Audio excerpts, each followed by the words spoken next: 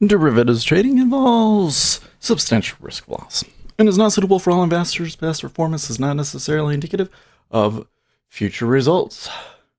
Ronk says, good morning. I'm the first to tell you. Thank you very much.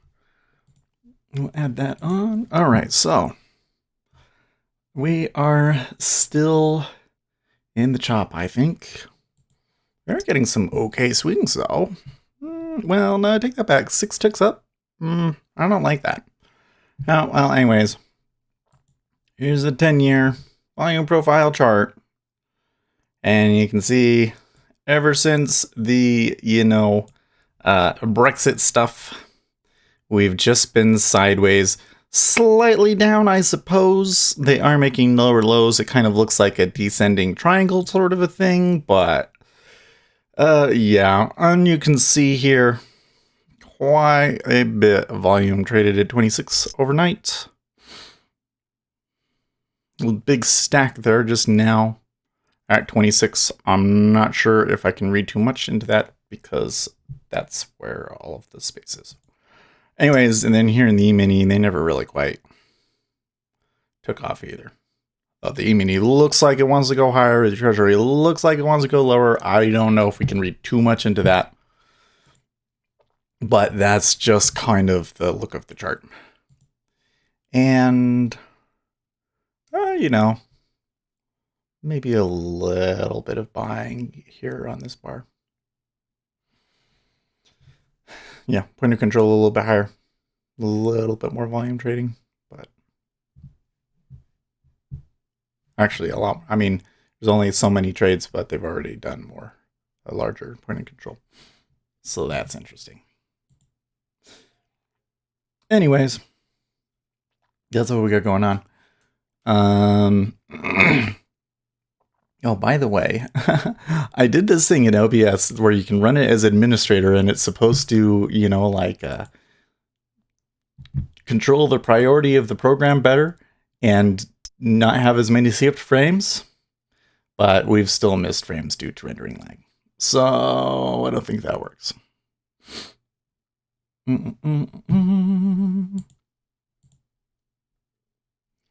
Video, I just don't know what I'm doing wrong. 30 frames per second by cubic. I don't know. Well, anyways. Must be the downscaling.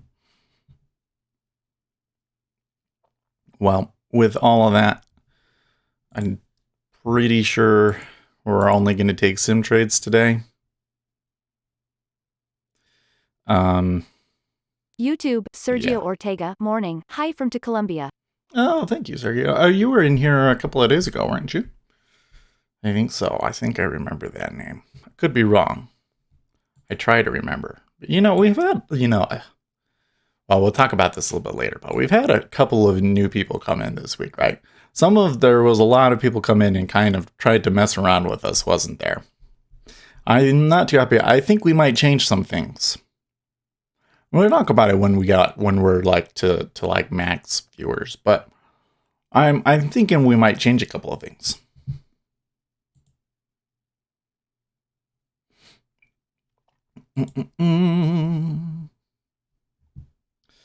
Where is Discord? What's going on the Discord? Peter, transitioning back to investment roles. I've been busy. I'm settled back in. You're long.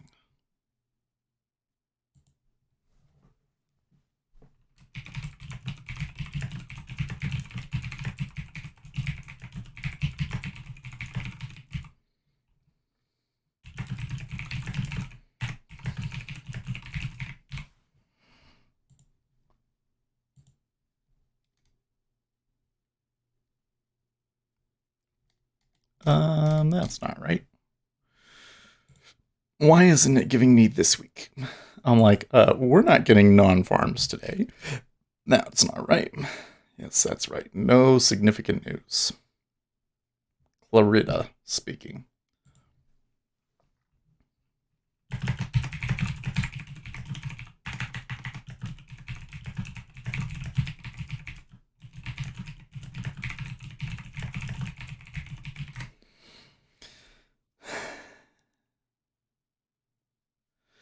I'm not too happy, because it's Friday and because we have a tendency to not do very well on Friday. We're definitely going to be taking sim orders today, but it's just the setup overall to me doesn't look super great.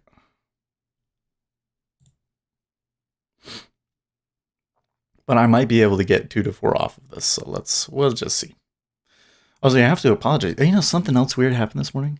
I woke up, tried to browse the internet and everything on my phone, and the Wi-Fi was down. So I had to go downstairs eventually, and apparently the breaker that my switch and everything is connected into was tripped last night. And of course, the UPS did try to take care of it, but it can only do that for like 30 minutes or something. So I'm wondering now, I'm like, okay, so do I need to change something down there? Because I don't want it to flip. So yeah, and what would cause it to flip? If I just got a power surge, would it cause it to flip? So I have to change that plug, I think. So yeah. Bum bum bum bum bum. Well, they tick up, of course. Of course.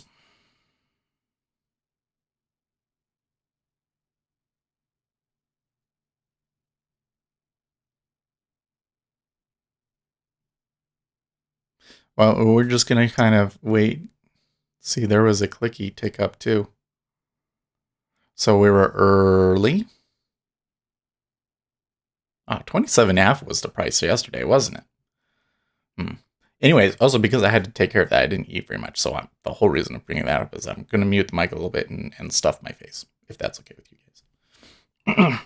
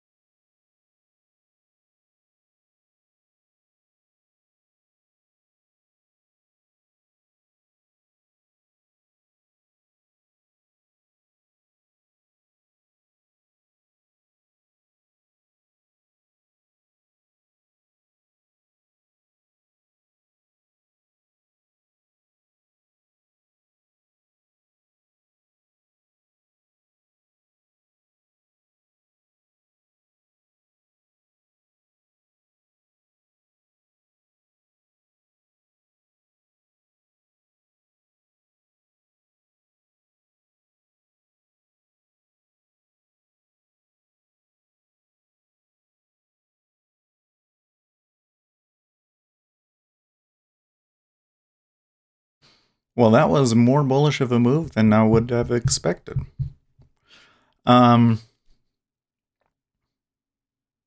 You can see the 30-year really chasing it. It's interesting. But we're just coming into like all this area in here, I don't know.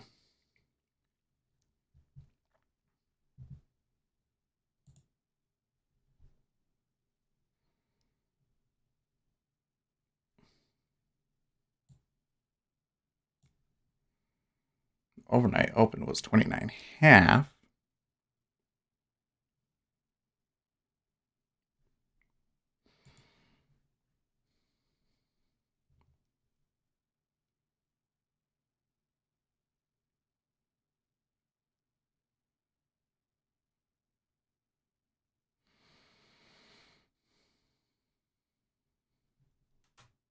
suppose. Now, I'm going off plan here, folks. I think I missed the trade. I think it's going to go further. I think it's going to go to that 29.5 at least.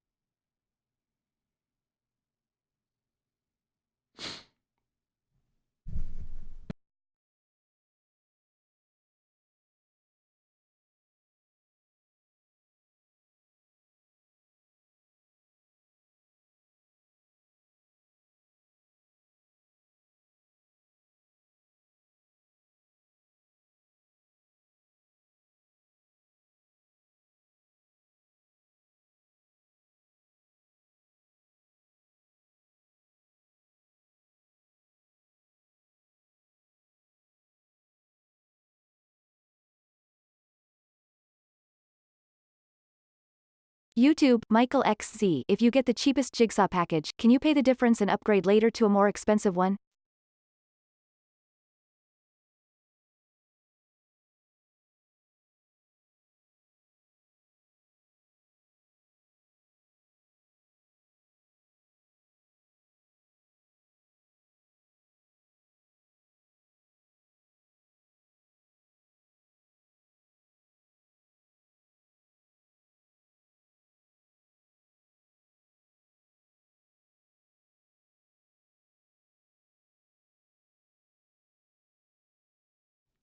Why would you ask me a question like that when my mouth is full? I think you can, but keep in mind that the only real difference between the different packages is the education that you get with it.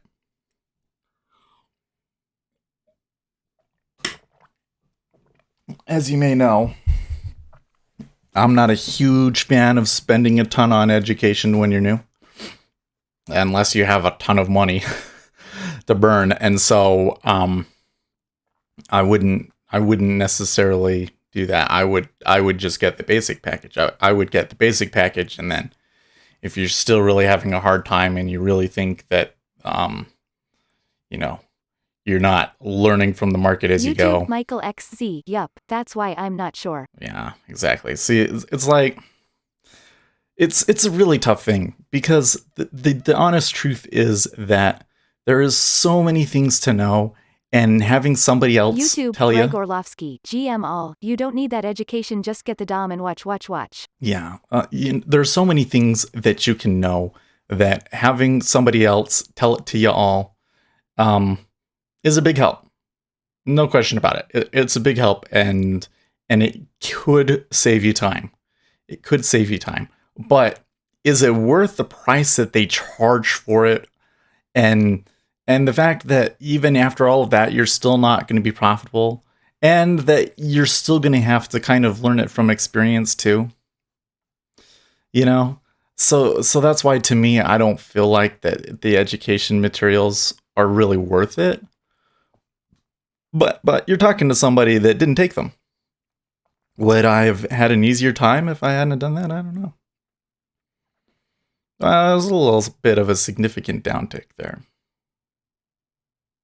But I was right. They did go to 29.5. So I guess I could have taken that.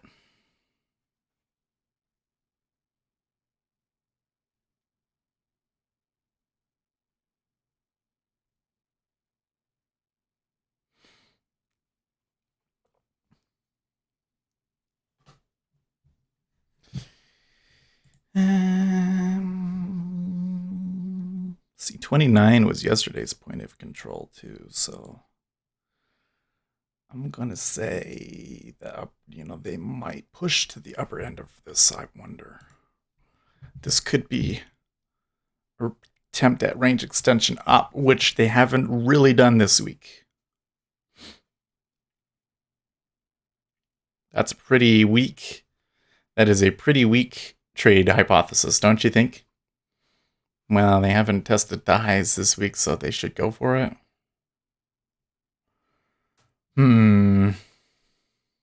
Well, here's a thought. I don't think they're going to pass this Brexit deal tomorrow. The numbers that I've been seeing on Twitter seem to indicate that he doesn't have enough.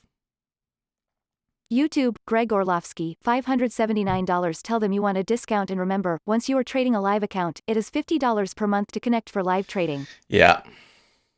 It's $50 a month for your live trading license, which really sucks.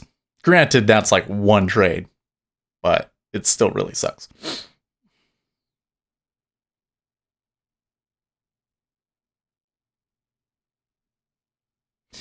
I don't know. The whole thing with I kind of wish that they had micros for treasuries. I suppose you could trade the 5-year, but I don't know if the commissions make it worth it and everything. What do you guys think? I guess I should compare what is the commission that you pay in the 5-year compared to the 30-year. Because I think the issue is or sorry, not in the 30-year. Commission that you pay in the 5-year compared to the E-mini, the micro E-mini. Because I think the issue is in the micro E-mini, you can get 16 ticks like really easy. And in the 5-year, that's like super hard. And so the commission ends up hitting you a lot harder because I think that they're pretty. I actually think that it's more. I think it's still like $3 for the 5-year. But I just feel like, yesterday I lost 100. Then I just think that that's too much for the size of an account that I'm trading. So I don't know what to do. But I might have to just save up more because I don't feel comfortable trading it like that.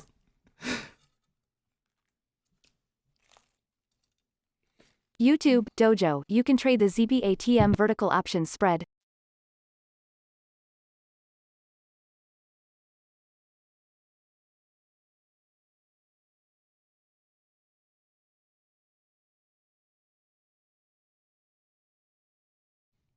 Yeah, on Thinkorswim.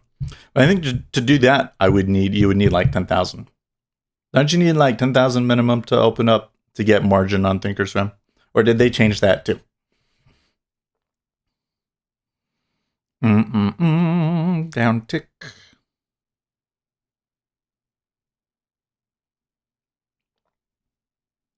It kind of looks to me like it could go higher, but this is one of those areas where my own particular read in such an area is not entirely reliable. There does appear to be slightly more buying than selling, though. YouTube, Dojo, 2,000 and it's about $250 to buy the spread. Oh, okay. That's doable. 250 in the margin to buy the spread. The option spread.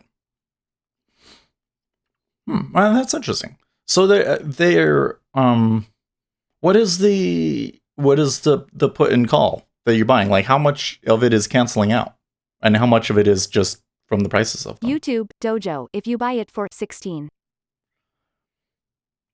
Okay, so a vertical spread of 16 ticks.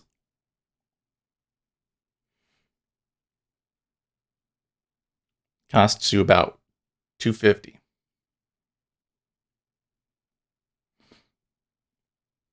But how much of your call are you like? How much would just be the pure call?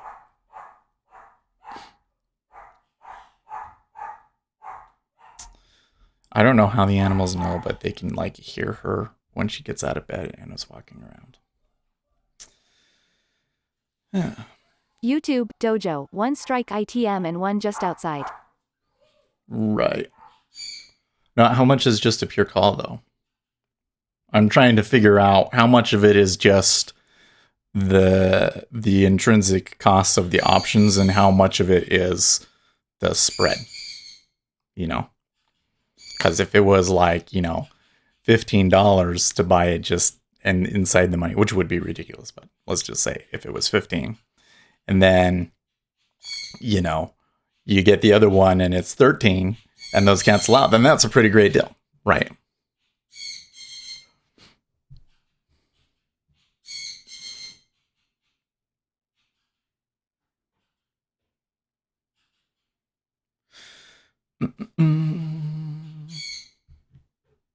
I would not mind being able to play treasuries with options. Although I think if I was going to do it with options, I think I would want more than 16 ticks.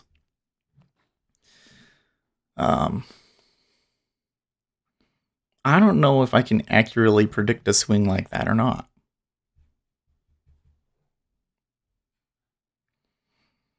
And I'm not so sure that I could do it in this location either, for sure. Like right now, I am incredibly unsure if in a week. YouTube, Dojo, right now on ITM put as about $450. Oh, okay. So about half of the value is being canceled out. That's not bad. That does seem like a pretty decent strategy. Um, what's really your probability though? Because it's like, and how much would you make if it got up there? So if it got up there, then I would assume that you would double your money. Probably you double your money, right? Double your money or you lose everything. So it's 2 to 1. It's like a 2 to 1 risk reward. But what's your probability on getting that one right? And right here, I don't know. I suppose that right now we could say it's 50-50. So that does sound like a strategy that could work. I would have to like see how good I actually was at doing that for a couple of months though before I'd feel confident trying it. And it's a much bigger trade though. That's the other thing is it's probably in the time frame that I trade, you wouldn't be able to do it. You know.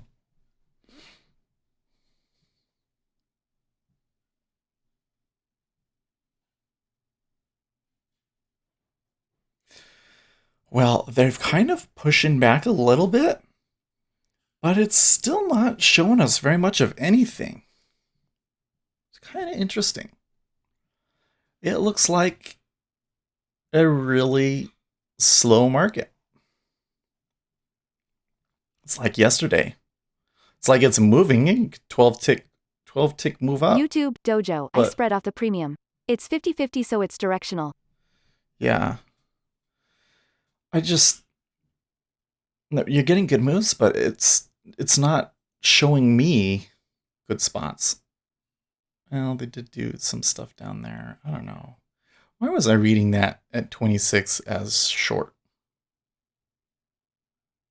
Oh, because of the 30 year. The 30 year does not matter on the upside. I've decided. I've decided that because of the spread, you want to buy the 30 year when it's indicating, that it's low, and you want to sell the 5 year when it's indicating that it's high, and vice versa. Because you can see this right here. This spike that we had in the 30 year when it was around 30. It ignored it. Well, it didn't ignore it. It was a push. It was a continuation push, not a reversal. So it seems to me that the upside reversals are not reliable in ZB, and maybe it's because of the spread. So we need to track that a little better. But that's the second time now I've noticed that happen.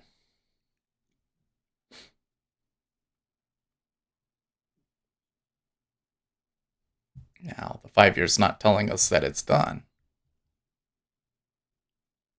I suspect we could buy. I mean, if it got 27.5, I would love it, but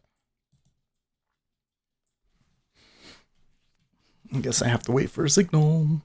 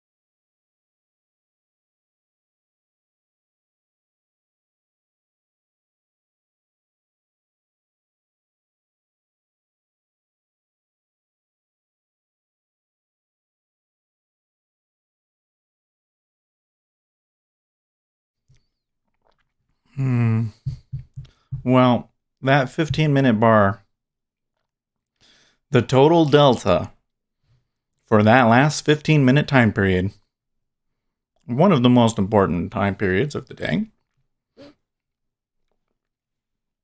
but from 6:30 to 6:45, was a grand total of 282 contracts. So, we are stuck. And it could go either way. And I have no clue what it's going to do. I guess I shouldn't say I have no clue. I suspect that they're going to go higher again. Maybe that's just wishful thinking on my part. I don't know. We're at the opening range high, though. I mean, I don't know where Uzi is, but I think that Uzi would be saying bye right here, right? Maybe not at 30, but you get what I'm saying. Ooh, 30.5 was where that big order was yesterday. Do you remember that? I'm glad I put that on there.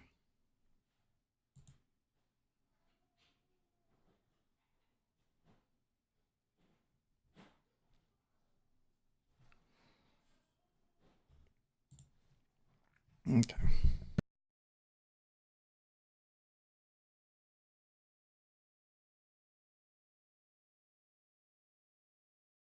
YouTube IQ GM Happy Friday.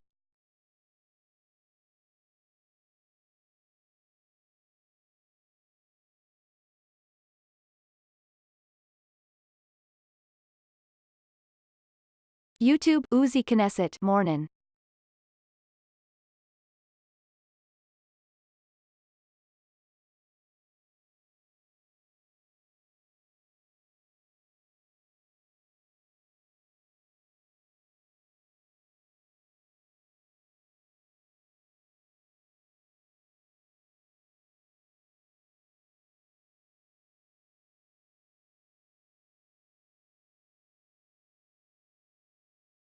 I don't know. I think this one is still maybe a little off plan, maybe premature. Because I'm just thinking, well, it's that 11. They weren't able to get over it yet.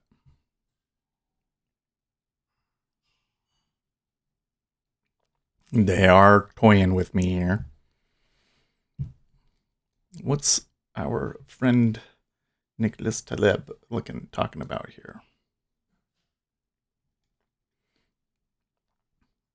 I am clearly not stating that wealth inequality is the cause of the crisis in Lebanon, nor am I excluding the role of corruption, but obviously concentration of wealth is a symptom, but still, this addresses a question.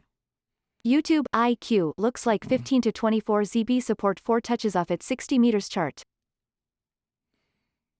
Nicholas says 2/beware the intellectual frauds complaining rent seeking and wealth formation and exploiting dissatisfaction. Clearly, yes, I defend the few risk takers who generate activities/jobs so non-risk taking parasites like this person can get their paycheck.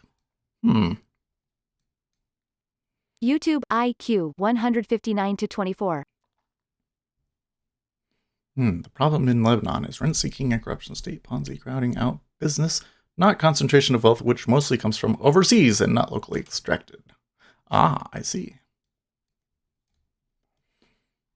Interesting discussion. You know, this thing is coming out. It's kind of weird.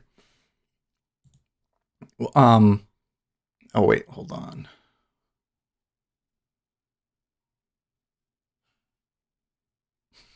Oh, never mind.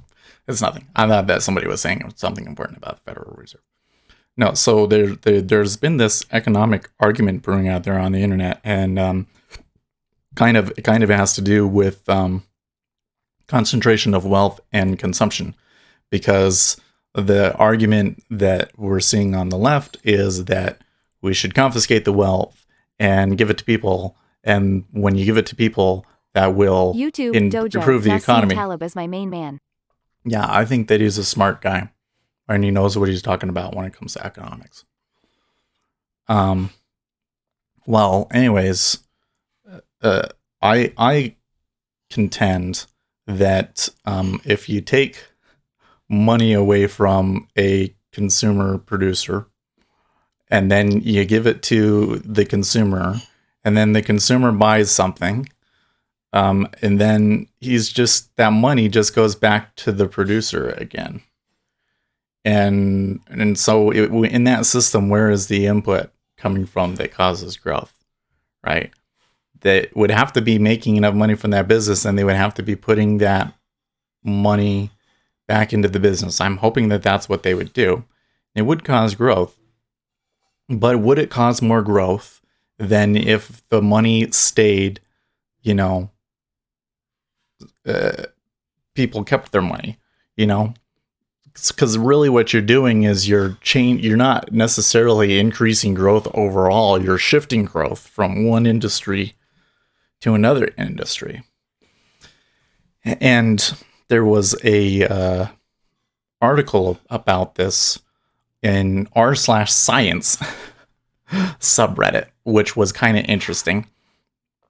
It was interesting because they were trying to use the study to indicate something that the study did not show. Because the study showed that when you reduced the taxes on the wealthy, that the wealthy paid less taxes. It's like, oh, no duh. No duh. But it didn't tell you anything about the net effect on the economy. So they were saying, well, if you increase taxes on the wealthy, then they'll pay more taxes and it's a good thing. And that's like not the key question.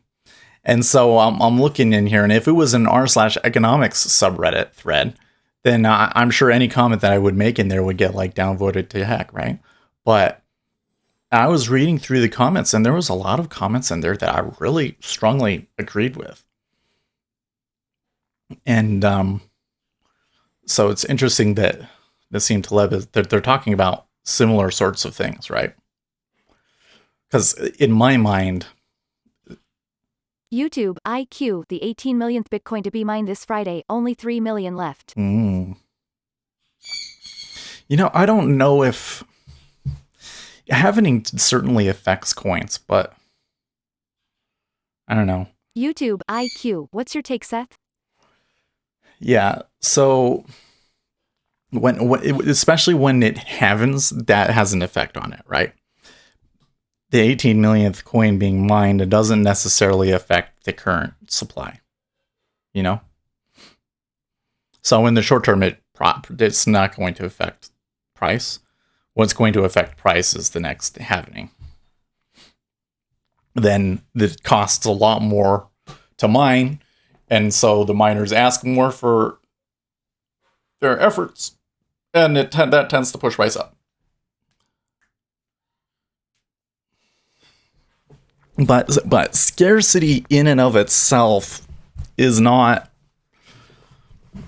a good reason to go for a coin, if that makes sense.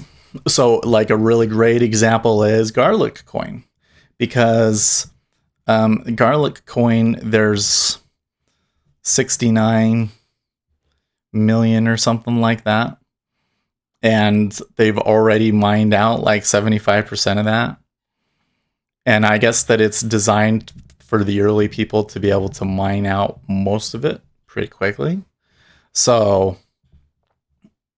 you're kind of running into this situation where a few years from now, Garlic coins are going to be much harder to come by. But is YouTube, that actually IQ, upside first TGT 160 to 16? okay? YouTube, Uzi Knesset, you still holding Garlic coin? Lol. I'm still holding. Why would I get rid of it? I mean, it's not like you get anything for selling it. YouTube, Uzi Knesset, the name is funny, hey. Yeah, it is. It's a meme coin. Come on. But I'm just saying, it's going to be much more rare in the future. Is that actually going to make it worth more? I'm not so YouTube sure it Dojo, does. IRS is putting a question on the tax forms. Have you owned any crypto during the tax year? Oh, that's interesting. Yeah, I have, but I didn't make enough out of it to have to pay tax. The biggest danger we face for disgruntlement against kleptocracy to be exploited by Marxists and socialists who generate the mother of all cronyisms and kleptocracies. Thank you, Nicholas. Yes, sir. I just The YouTube, thing, IQ, always say no lol. always say no. The thing that irks me is that is we sit down and we say, if we just say, I'm not entirely convinced that wealth inequality in and of itself is a problem, but rather a symptom of other problems. And so if we come in and we say, okay, well, then the solution to this is to tax people, what we're really saying is we shouldn't fix the problem. We should let the problem continue and allow it to fester, and then just try and fix it afterwards by shuffling money around. It's basically like taking a, putting a Band-Aid on it, or taking an aspirin to reduce inflammation, but it doesn't actually resolve the source of the inflammation. Wealth inequality must exist. IMHO.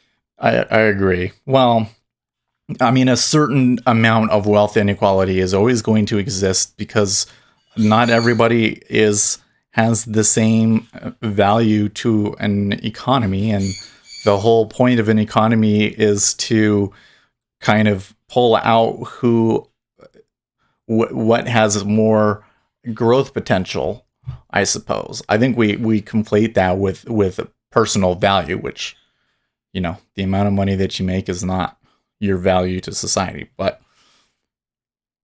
that's the whole point of the economy. And so by its very nature, there has to be, some people that make more than other people.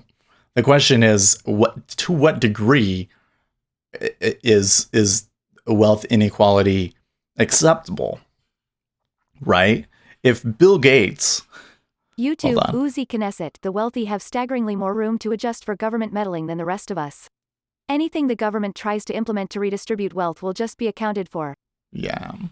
So like, as an example, say that Bill Gates... YouTube, Uzi Knesset, and adjust it.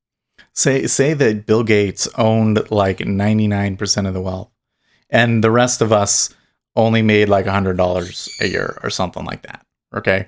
Right? Like the most extreme wealth inequality that you can possibly think of. Would that be okay? I don't think it would be okay. I don't think that you would have a very healthy economy in that situation, would you? Wouldn't be a healthy economy at all. And so there is a certain degree of wealth inequality at which it's unhealthy and it's bad for the economy in general. The question is just what price is it? And I don't think that we're anywhere even close to that. I think, and I could be wrong because I can only see like my little slice of the world and everything, but I think that things are pretty good. I think that people are doing better than they've ever done, and that's YouTube, Uzi Knesset, for example, too. We will tax the wealthy at 90% to pay for universal whatever. Invariably, the middle-class consumer will carry that burden at the cash register. Yeah. Well, and that's the other problem is that they say that they want to tackle wealth inequality, but it's an excuse. It's what they really want is they want larger government programs is what they really want. And the inescapable consequence of larger government programs is more taxes on everyone, not just the wealthy, because the wealthy cannot pay for it all. And they're lying to us, frankly. This has been the knock on Elizabeth Warren now, is they're starting to say, because she refuses to say that taxes on middle-class Americans will have to go up to pay for socialized healthcare. She won't say it. And so now everybody's calling her a liar. I feel like they lied to us about it.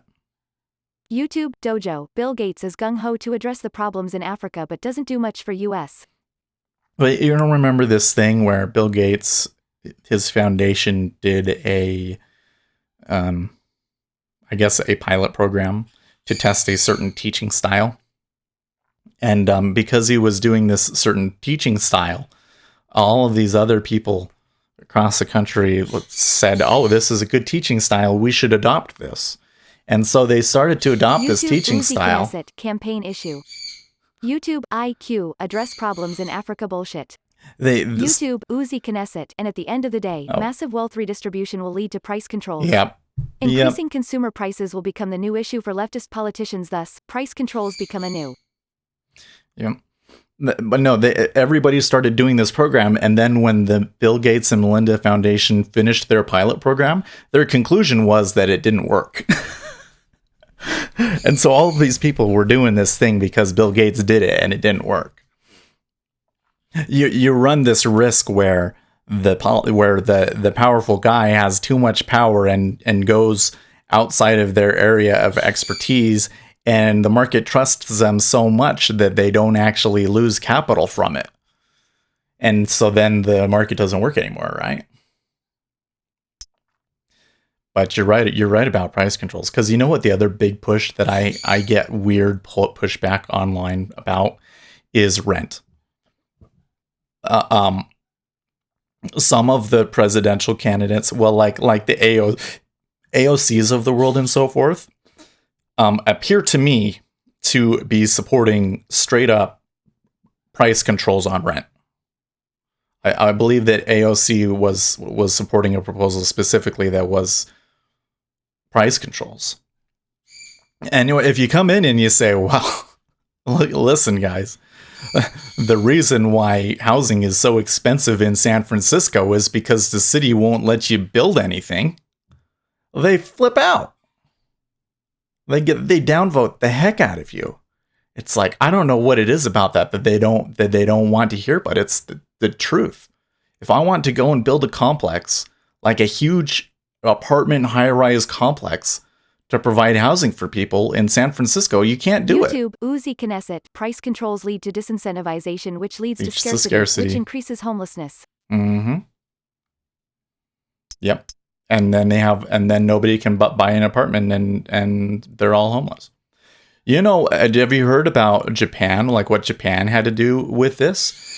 Japan came in and they basically said all local building ordinances are null and void. You can't do it. And you can basically build anything anywhere. YouTube, IQ, we should have price controls on price lol face with tears of joy face with tears of joy.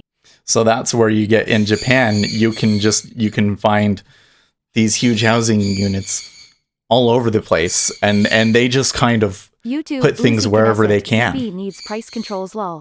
They put things wherever they can because the government said you can't have these kinds of laws anymore.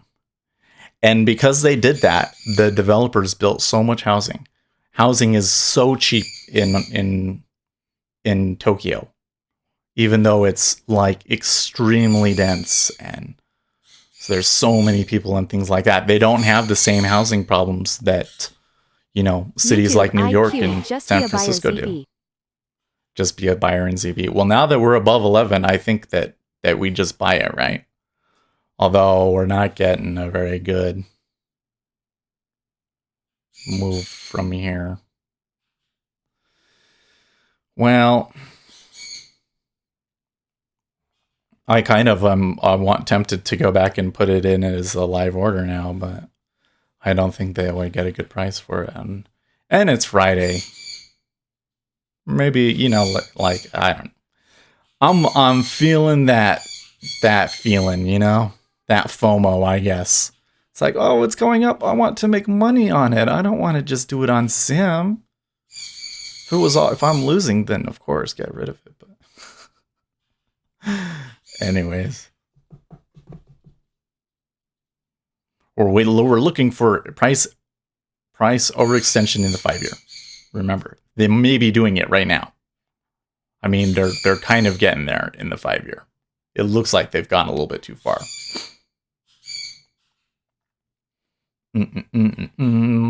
But that's something that really YouTube IQ me. in by 10 out by 16. Let's see it play out. And I'm wondering, did Uzi buy it at 11? Who would have bought it at 11, I think. Or I'm just trying to see if I understand the way that he trades correctly. Because this is kind of a unique situation today, because we started well below the opening range, and now we're at the top of the opening range. So I'm wondering, okay, so if we get out to the top of the opening range, then does he take it? Or is he going to wait for it to like pop up and come back and bounce off of it?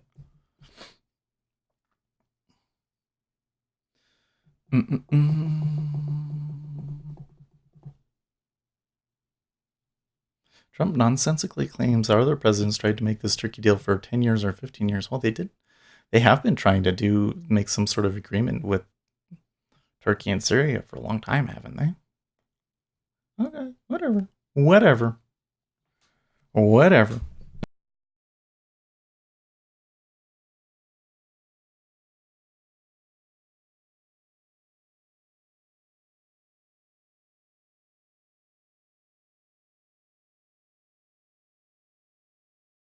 YouTube, Uzi Knesset. Nah, I woulda bought it between 59, 24 and 60. But in case you haven't noticed, I'm running behind today so I missed the boat. I'm currently waiting for it to crap out at a high. YouTube, Dojo, good luck getting anything done in California. You can't even cut down a dead tree.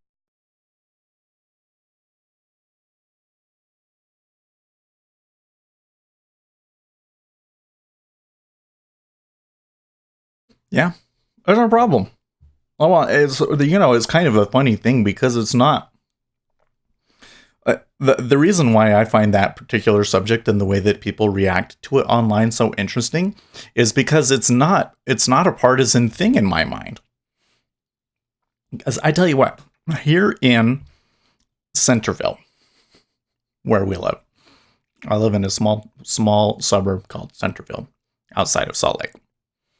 YouTube, Uzi Knesset, but you're right about being above the opening range. That's my usual strategy. I've been trying to buy lows and sell highs this week because it's been rangy. Okay. Anyways, really anywhere in Davis County here in Salt Lake. YouTube, IQ, wait then for 930 or 1200, possible higher change of trend ZB. Gotcha. If you tried to build a multi-rise apartment building anywhere in Davis County, people would flip out. I don't think that it would be allowed by most of the zoning rules. And if you tried to put it in somewhere, the people in the community would hate it. They've done this before. I remember they built over near the freeway entrance, they built a business complex that is 2 stories. It's 2 stories. It's a 2-story building. And I was like 16 at the time, or so. I was getting my Eagle Scout, I think. And I went to the city council meeting for Scouts, because one of the things in Scouts is you have to attend a local city council meeting or something of that case. And so we went to go and see that. And I'm telling you what, like hundreds of people. This isn't within the character of Centerville. We can't have buildings like this in our small town. No. Shut up, NIMBYs. Good grief. Who cares? It's like not even anywhere close to you. It's not like it's going to obstruct your view or anything. It's not within the character of this. Listen, cities are going to grow. You can't stop it. Why do you put all of these stupid rules in place? But you know what? These are conservative people. And it's a conservative thing that they don't want the character of their community to change. And guess what? There's people like that on the liberal side, too. IQ, are you Colbert? Is that what I sound like? There's people like this on both sides of the aisle. And you can just go and look at it's pretty clear everywhere that you have laws like this that the price of housing goes up. And of course, part of the problem is that, like, especially in San Francisco, they really don't want you to be able to build a big high-rise apartment building, because then their house wouldn't be worth $1 million. Right? So I don't know how they're ever going to eventually deal with this, but yeah, it's getting to the point in California. You think about how bad it is right now. Hey, that might have been a good buy right there at 31. Unless the trend just changed on us. No, Delta's still positive. I don't know. That was a weird one. Anyways, you imagine how bad it is in California now. What is it going to be in 10 or 20 years if they don't change something? It's going to be like all out crisis levels. And they're going to have to change some of those rules and allow people to build stuff.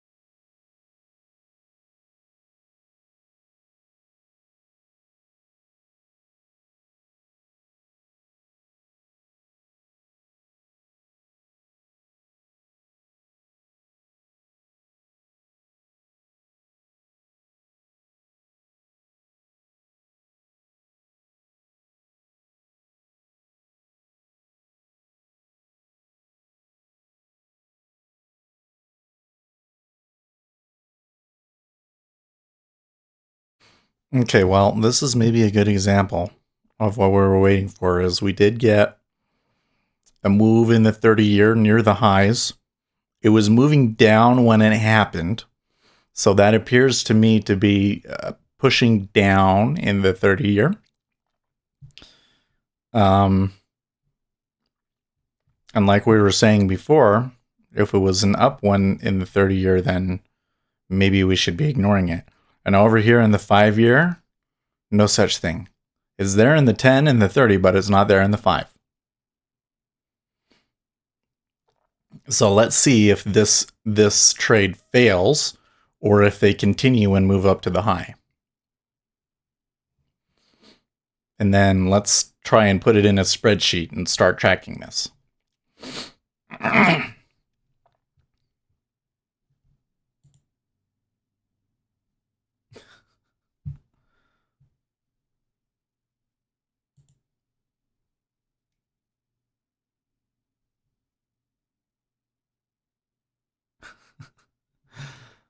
Donald Trump is at Louis Vuitton. I don't know how you say that. The purse maker. He's at their factory right now, and here's a picture of him with the bag, and that's all over his Twitter. Why are they? Okay, well, whatever. I don't know why he seems to think that that's great PR. Oh, look, a rich guy holding an overpriced bag. Okay, well, whatever. I sure do like the way that he just seems very endearing to me. The way that he does his PR and stuff. YouTube Uzi Knesset Louis Vuitton. Louis Vuitton. Vuitton. Like it's German? Vuitton.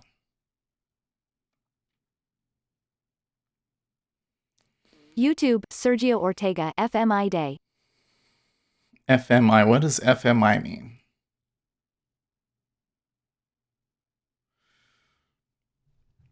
You know what the other thing is I'm noticing here?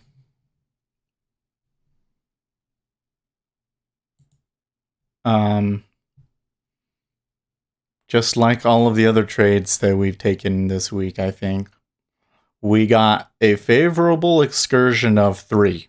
YouTube Uzi Knesset unless you French, then it be Louis VWEE tone LMAO. And now the trade appears to be failing.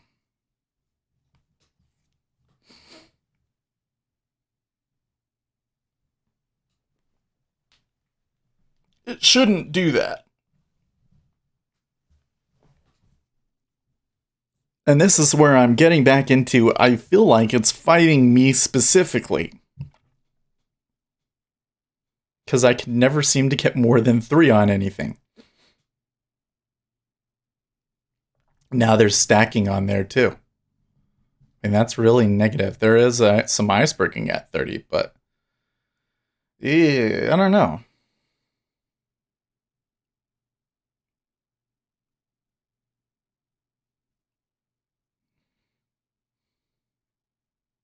And it's also interesting that they came up to 130 is where they stopped.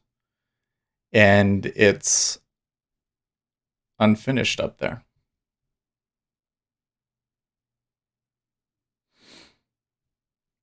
Well, here's your pullback, I guess, Uzi.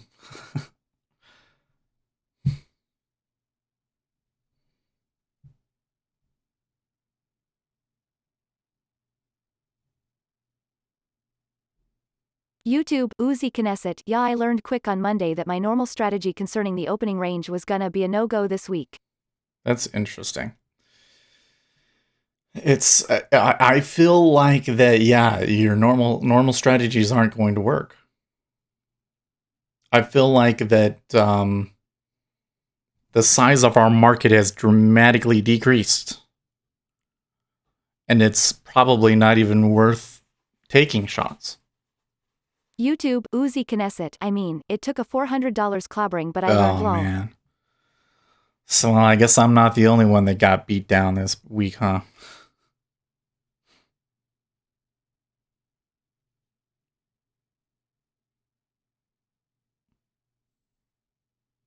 Oh, Nicholas Taleb says, Wrong definition of rent seekers. Here it means a non-risk taker with a government job milking the system. Oh, guys, we went on this whole rant, and that's not even what he was talking about.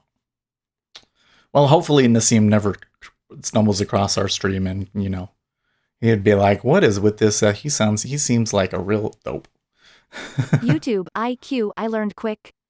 YouTube, Uzi Knesset, no sir. I'm just quiet about it. You're the one with the YouTube channel, so the pressure's on you, lol. Right? I tell you what, man. It's stressful. For you guys, especially Greg and Algo Lover that comment on the video every day. I know that sometimes it kind of just seems like kind of pointless conversation. YouTube, Sergio Ortega, sorry, it's IFM *Day. International Monterey Fund. Oh, okay, cool. Yeah, I know that it might seem kind of like, we're just talking about a bunch of stuff that probably nobody cares about, and we're just blabbing on and everything in the comments. But to me, it's like, I feel like I've experienced a traumatic event.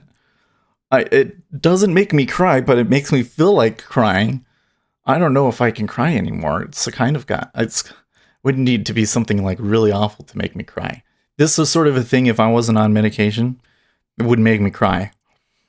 losing $500 in a day.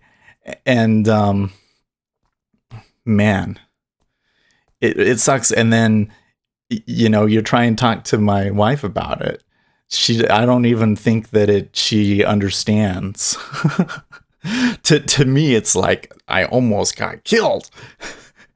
But to her, she's just like, okay, whatever. He's just messing around with his drink. That's what she just thinks it's a game. I think she acts like she thinks it's a game.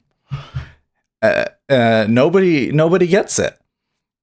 And I'm like searching for something. Like, what can I do to like? I just gotta talk to somebody about it or something, because like, what do I do? Clearly the money has left the market. YouTube, Uzi Knesset, my wife does. But she has her own company, so she knows what it's like to burn your ass with money. Yeah, I don't think that my wife has really experienced taking a big risk and falling flat on her face. I'm not sure. I think that she tends to play things too safe, and so she's never gone that bad. Now, her tendency to play things safe would maybe make her a good trader, but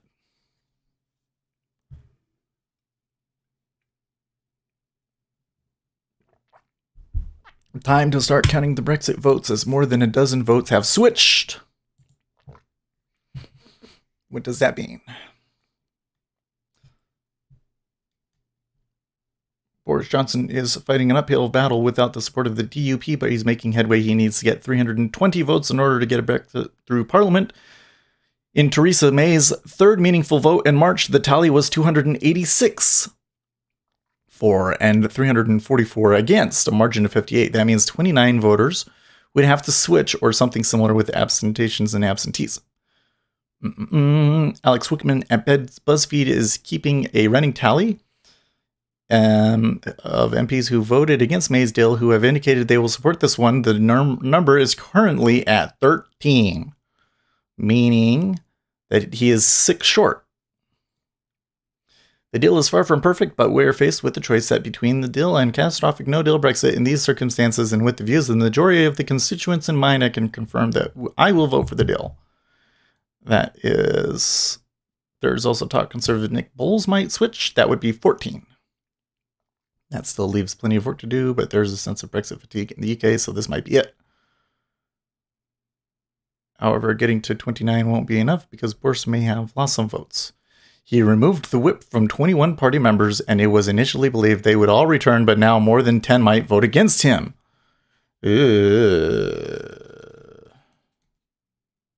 Does not sound good for him, does it?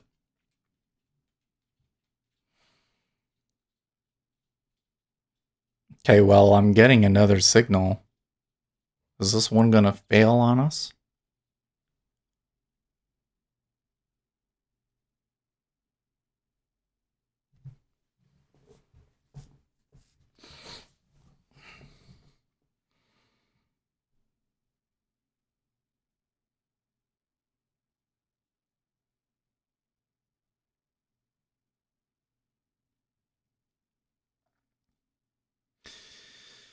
I don't know.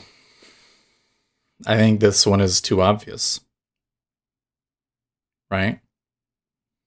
Had a strong push up, 5-tick pullback. People are going to be looking to buy it here around 30. So then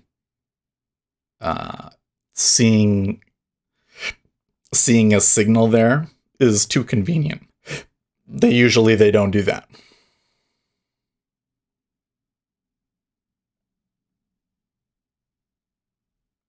So I don't think that to me doesn't increase the probability of it going down. That to me just means it's random. We don't know. Or you can't read that signal probably.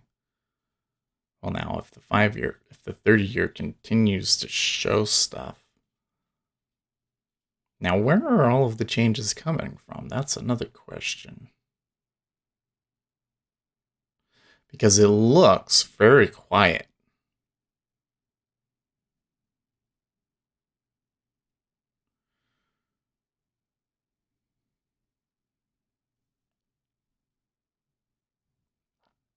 Also, the delta,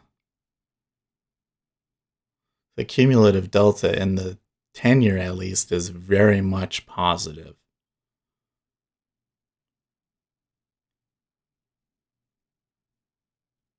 In fact, it's almost 25%.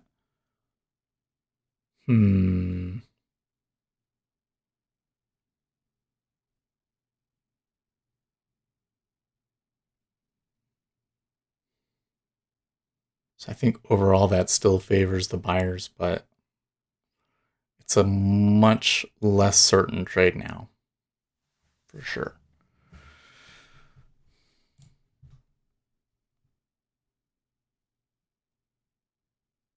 YouTube, Uzi Knesset. In the longer term for ZB, this whole week has just been consolidation. Yeah. I wonder if it'll pop back up in the coming weeks. I'm not good at forecasting that far out. No. And we're in, normally, let's go to the Fed Watch, shall we? Let's go to Fed Watch. If I could get some more upticks, that would make me so happy.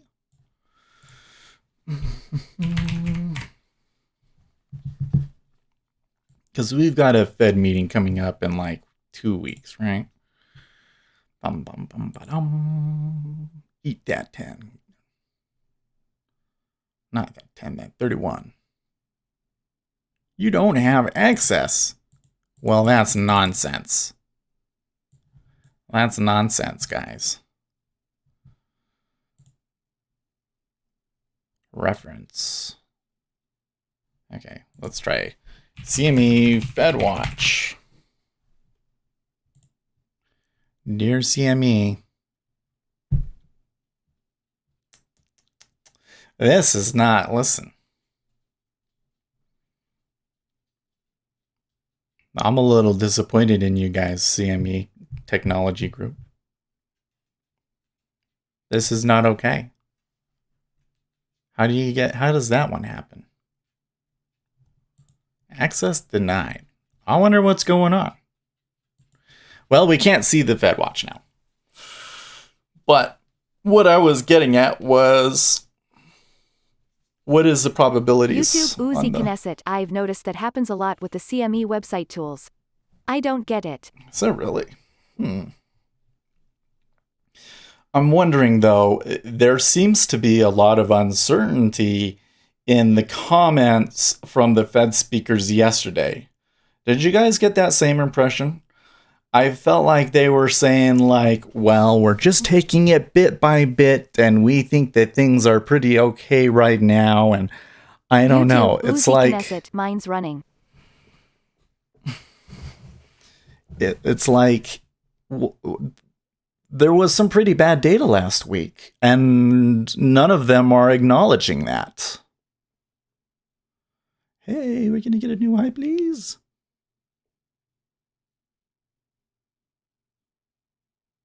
When it was down there at 30, I was so tempted to switch it. YouTube, Uzi Knesset, 85% for a 150 to 175. So 85% chance of a third cut for October is what you're saying.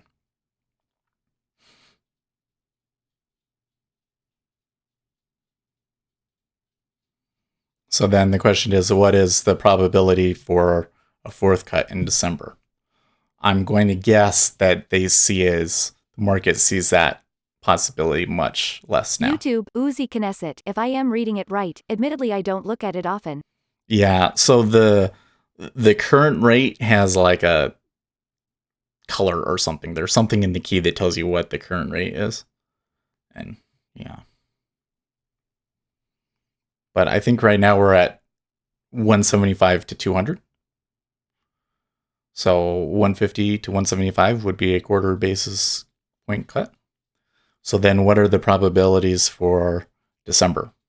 You can go at the top and you can look at the different months and click on December.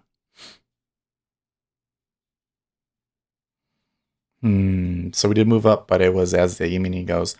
And well, I guess we should have shorted the E-mini, but I wouldn't have gotten a space to go in. I wonder if Ace would have gotten a short signal or not. The E-mini actually didn't form very many bars. That's kind of interesting. Well, if we're moving because the E-mini's falling out of favor.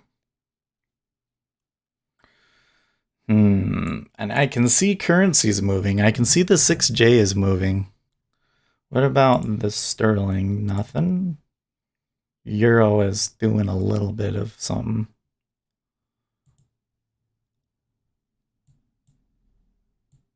YouTube, Uzi Knesset, 20.1% for 125 to 150, 68.5% for 150 to 175 for December 11th. Yeah. It's less. It was like 30 to 40% earlier. So it's kind of like, even though the inflation data was very, very weak and even negative, the market still sees that it still thinks that things are going to be okay. You know? And that's kind of what bothers me is it just seems like the inflation's not there. You know? I suppose that inflation not being there doesn't necessarily mean that you have to cut. It just means that you don't need to do anything. Okay, so there was some stacking at 130 and 0.0 half. Actually, 1,000 just stacked on there at 0.0 half. YouTube, Uzi Knesset, you think the market is working in a rate cut probability? Well, I think that it's been discounting it. So a month ago, they saw a 40% chance of 4 rate cuts. Okay. Now they see a 20% chance of rate cuts. So I think that they're working in that they're just not going to do anything for a while now. But I also think that they're basically trying to reprice in that. Oh man, I still didn't get more than 3 ticks off of that. There's the E-mini goes. There's a strong offer on that disappeared.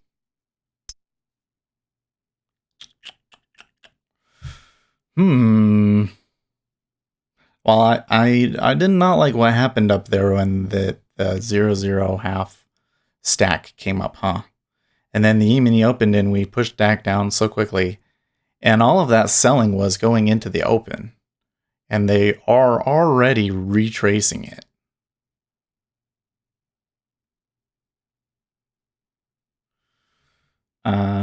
And we were having a really positive bar, but now all of a sudden it has turned into a very negative bar. But there's not a whole lot of volume on this one yet.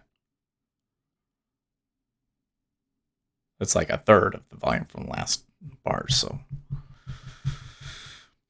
anyways, the market has a lot of risk premium has come out of the market because the China trade deal and YouTube, everything. Wimmer Kevin, who does sell so much into the open? Yeah, I don't know. I don't know what causes that, to be honest. This is not the first time we've seen something like that, though, is it? YouTube, Winstanzamom, good morning, Seth. Happy Friday. You have had quite a week. Please hit like, and Seth, please change your date. Let's see, what would we do, guys, without Win here to remind us of these sorts of things? So while I'm thinking about it, guys, I wanted to talk about something. I'm thinking, I think I want to get rid of the Twitch. Yeah, because YouTube, Wimmer Kevin, 28K volume first minute, lol, that's some volume. yeah. YouTube, Uzi Knesset, wiping out the weak holders before the market gets going, lol.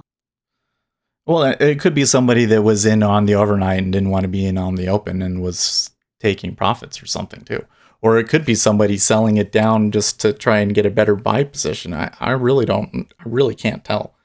There was certainly some absorption down at the bottom there, though. You can see the bubbles. Can you see the bubbles right there? You know what I need? I need like a zoomed in view. Let's research that. No, let's talk about Twitch first. So like remember earlier in the week we had somebody that was coming in and being a little disruptive and trying to like diss on trades and mess with my head. And then we had a couple of other people come in through Twitch that were just kind of goofing off. And I'm just looking at it like we still don't get very many viewers on Twitch. I think most of you guys... YouTube, Uzi Knesset, imagine having such a big trading dick you need 50 ticks to close a position LMAO. There you go. I remember we had a lot of people just kind of coming in and goofing off. And I think that most of you guys that if you did find us on Twitch, you eventually move over to YouTube. So I'm thinking maybe I should just stream directly to YouTube. And then there would be slightly less delay. You know? Because, yeah, and the other thing is just when we're streaming everywhere, I think it kind of dilutes things. I think that we've built our community up to the position that we don't really need to be putting feelers out everywhere, Uzi you know? Knesset, Twitch is a garbage platform for e-thoughts. You don't need it. YouTube, Wimmer Kevin, the only viewer I remember on Twitch is Shalian, everyone else just leaves after few days lol. Yeah. Well, and there was also...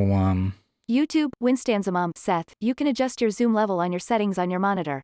That will make your font and numbers larger. I keep my screen at 125% when you watch your channel. Yeah, so I'm wondering if there's a way to make a scene in OBS that like zooms in though. OBS zoom follow mouse. How to zoom in to mouse cursor while recording. Is this a thing? I'm not sure you can by default, but there are a decent amount of plugins that might have to do this. He doesn't actually give a specific one though.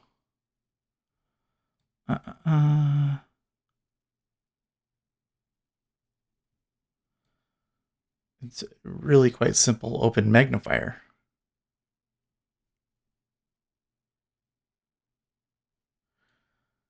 As OBS's own cursor gets captured as well. That doesn't make any sense, but okay.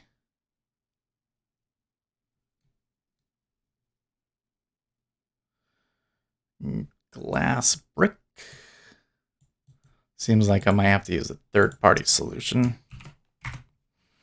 I would like to be able to zoom in so that when I'm saying something like, you see this here in the ES, I could zoom in on it and I could show you guys much more clearly that there was bubbles down there.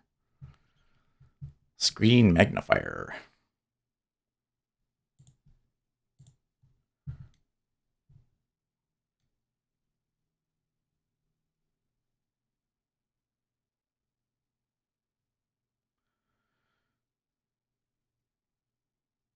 Hmm.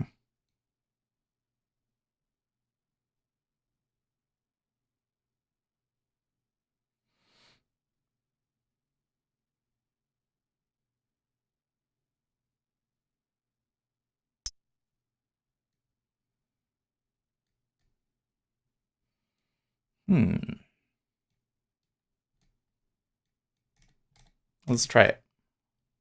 Let's try it, folks.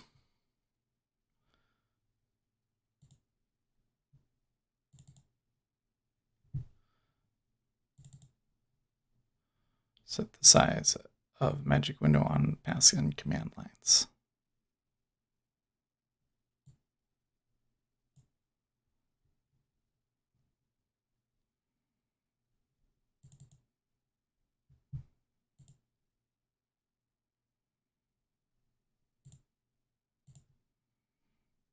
Well, it doesn't detect it as a virus. It says that it's running. I think it's running. Oh, there's the thing YouTube, right Winston there. Zamam, Frank James College of YouTubers has a good channel for creators. Speaking of creating, where is our ace of dancing traders? He has been busy this week. And I think that they're on vacation because the kids don't have school today.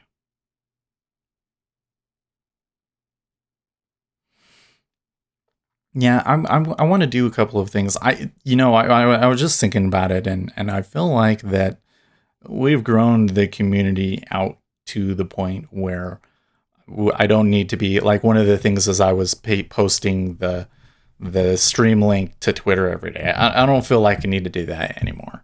I don't think that's helpful anymore. I'll still put it in the Discord because I know that some people find it from the Discord, but otherwise, so that's another thing is if you were getting the link from those locations, just make sure that you follow the channel and have the notifications turned on by clicking on the bell icon, and that will alert you when we go live. And I don't know if I'll change that. But kind of been trying to look into how scheduled streams work, and I don't know if there's an advantage to them. But I've been starting YouTube, the stream early. Mom, vacation, nice. An alpaca farm, I hope. You have a nice community and you're managing your channel community well. I think so. So I think that now the key is to improve conversion rates and focus on the overall branding of it. So like when we're spamming everywhere, that kind of dilutes the brand a little bit. And when the way that I start the stream, it's like people will see the videos, but they might not know what it is. And so they might click on it and then not watch it. So I think what I need to do is I need to have like a stinger video that's at the beginning that basically says, this is the entire live trading session. You see everything. It's not edited like everybody else. And then a little button that says, and then a thing that says, like and subscribe. And then a button that would skip to the beginning of the stream. And then I think that would help with people. And then I think that we need to start changing titles too. Like, I think it should just be live day trading with Speculator Seth. And we should YouTube, Winstanzamam. People look specifically for live streams and stay and engage when the conversation is interesting or the chat room gets lively. 14 watching now. Please hit like. I think we have one, if my numbers are correct. Oh no, it says YouTube, Winstanzamam. Titles are very important to grab viewers. Yeah, titles are important. And like right now, I have a bunch of titles in there to try and see what keywords would grab things. And as far as I can tell, the only keyword that really matters is day trading. So I think that it should just be live day trading with Speculator Seth. And then we should add something to the beginning of it that is like, what was actually happening that day. Because the video... YouTube, Winstanzamam, the word because. So like the one where I had the 16 tick day, I put that one in. That one had a lot more views, and it still gets a decent amount of views. So we should focus more on that. YouTube, Winstanzamam, yes, and. I also think that I'm not going to make as many one-off political videos. If I decide that I still have the time to do that, I think that I need to make a separate channel for politics, because that seems to confuse the algorithm.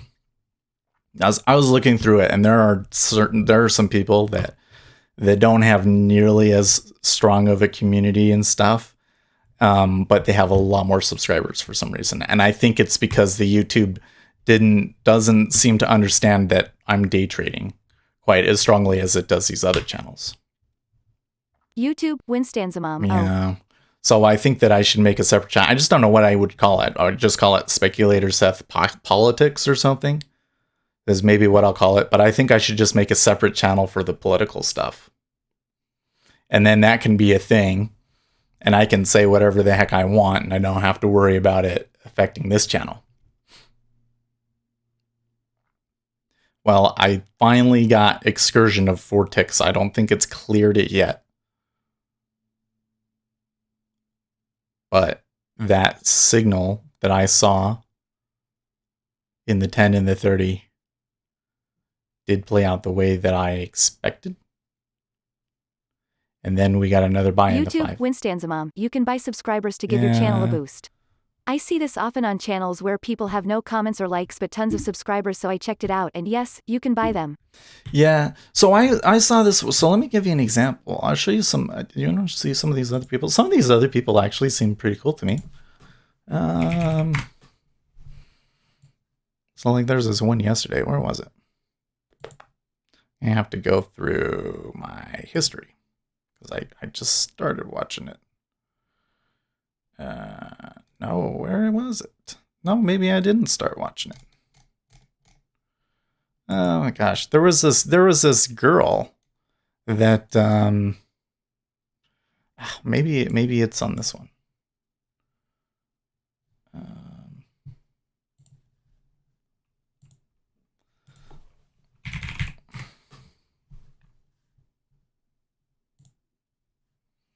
History. It's where I started. Yes, here it is.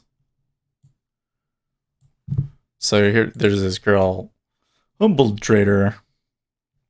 Oh my gosh, I hate the way that it does the ads. YouTube Winstanzamam. Hysteric talking with famous people. Megan Levoda. Quite a few in our Jungian typology community run live streams. Here we go. See, here's what I want to show. So here's a lady. She's just talking about her setup, which is fun. There's a lot. People seem to like videos about setup. I've been searching for setup videos, and there's a lot of videos out there with a good setup. I think I can do a good video because I learned a lot of stuff about the 3 monitor setup that I didn't know and I didn't see anything about in any of the videos that I had. So I'm not going to make it right away. I'm gonna experience some monitors for a few weeks before I do it. But I think I should make a video like that. But so you can see here, she's got 15,000 subscribers. So she's got like 15 times the number of subscribers that we do. And this video gets 8,000 views. Okay. But look at the comments. Like, she gets so many comments. Now, part of it is, it's a girl. She's pretty good looking. I'm sure that has a lot to do with it. But, and when I come up into here and we look here, okay. Interesting that it has warrior trading in the tags. She actually has the tags of other people. I wonder if I should be doing that. See, these are the bigger names in the space that are bigger than me. But we're different still. I guess the other thing is we should still not expect to be as popular as other places because we focus on treasuries and just treasuries basically. And most people think that they want stocks.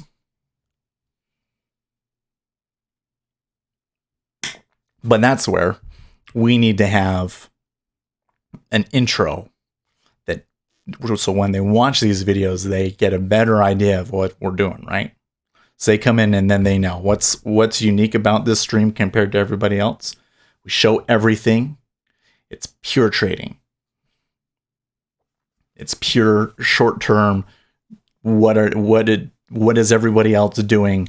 Making decisions based off of that. It's none of this, you don't scanning for a specific stock and all of these things. It's just a pure trading. And the whole point of it is you can come in and you can learn the pure trading aspect from this, and you can get pretty good at it. And then hopefully you're able to branch out from there, and you'll have that skill with you, and it gives you such an YouTube, edge. Winstanzamom, would you like a song? I could find Would a you way like to a get a song? song written for your channel. Well, I don't think I need a song. So I need. The thing is this, I like to make this stuff myself. I think that's what I'm going to do YouTube, tonight. Winstanzamom, a theme song or a tagline like "Eat more cheese." That's another channel's tagline. Right? No, so I think let's make a new where's this? Don't need these. Let's make a new little file here. So what I want it to be is I'm gonna make something. I'm still going through my head what I want the song to be like, but is this gonna be like a 15-minute stinger thing? And I think I'm gonna do the good sort of a thing, like Inception. It's gonna be like do sort of stuff. I think that's what I'm gonna make the intro be like, and it's gonna be like, I'm gonna say it's live. YouTube, Uzi Knesset, BWAAAAAAAAAAAAAH. You like that idea? Ooh, like we can make some good drop kicks like that. Okay, pretty good. We go into YouTube, go into Winstanzamom, massive and excellent stuff. idea. Michael Bay YouTube, explosions. Uzi Knesset, Yeah. some Michael Bay explosions. Right. Oh, explosions. Yes, we could. I have to find that. But anything, we're gonna say that it's live, unedited, pure trading.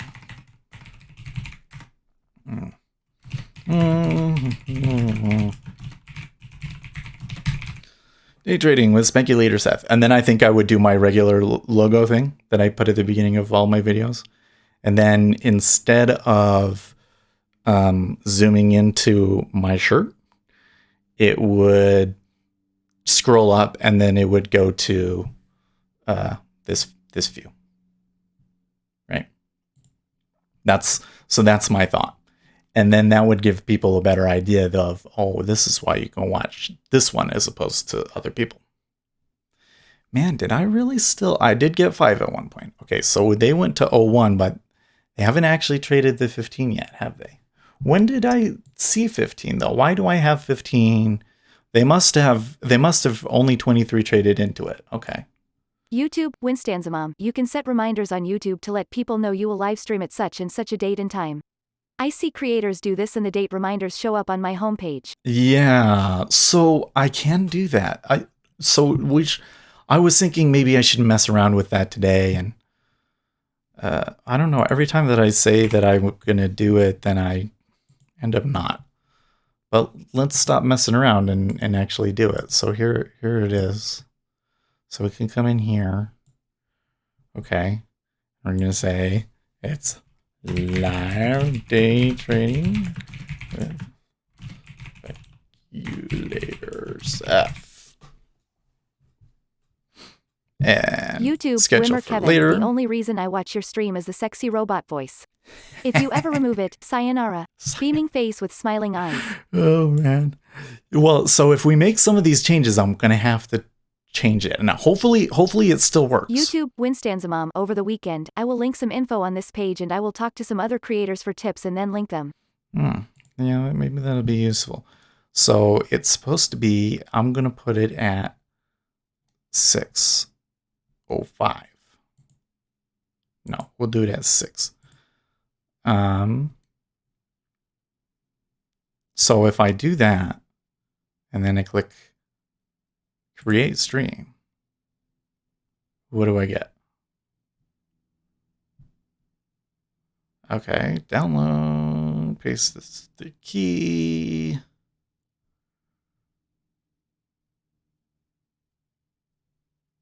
Okay. YouTube, Winstanzamom, sexy robot voice say, Wimmer Kevin is the emperor of the world and my overlord and master. You can do I vow to his wishes and will 360 always be kind video. and polite. Yeah, the thing is, remember when I had it was reading the YouTube chat and I like ran out of requests or something. Well, man, this fell down hard. I think that means that we're just we're just getting dumb luck here. So, okay, so it gives me all of these things. You can change the delay. YouTube, Wimmer Kevin, thank you, sexy robot mistress. Please tell your algo friends to short CL. Thank you. You get better stuff. I guess this one is a little bit better. I know, we'll have to try it. I have to try it on Monday. So it should give you the notifications. We'll see. We'll see what you guys think of it. And then on Monday, I'm not going to stream with restream. I'm just going to go straight to YouTube. YouTube, Winstanzamom, sexy robot voice, tell Wimmer Kevin, you are welcome, master and emperor of me. Yeah. And we'll you won't get delay. Yes, that's what I was going to say. We'll stream straight to YouTube and there will be less delay. It should be almost instant, supposedly. And that'll be a little bit better. Better for you guys' interaction and better for everybody, I think. It's more alive. Man, that comeback's so fast. He just really wants me out. That's the thing.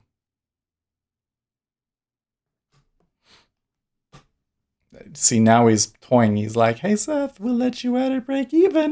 Just kidding. YouTube, Winstanzamom, I saw someone live streaming say that they read the comments about 20 seconds behind the post. Oh, really? I don't think that we get it at that far behind. But I think there's about a 5-second delay between us. So, yeah. You know what else I want to do, though, is I have some other ideas, but I think that we should have... We used to do stuff in the voice chat. And I think that we should have some days where we just bring one of you guys in as a guest. I think we could do it for everybody that comes in here regularly and have a good little chat. I think that would be fun too. So that's another thought that I've had. But most important thing is the stingers. And I guess I should look at, so I need to come down in here and write in my notes. So we want stinger.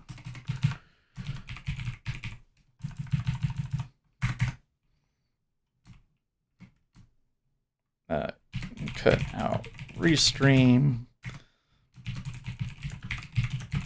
YouTube, Winstanzamom, that is a good idea. A guest trader who offers his tips and advice. Mm-hmm. Well, because then, we could give Ace and some of those guys that are really good and, a better opportunity for you guys to ask them questions about stuff.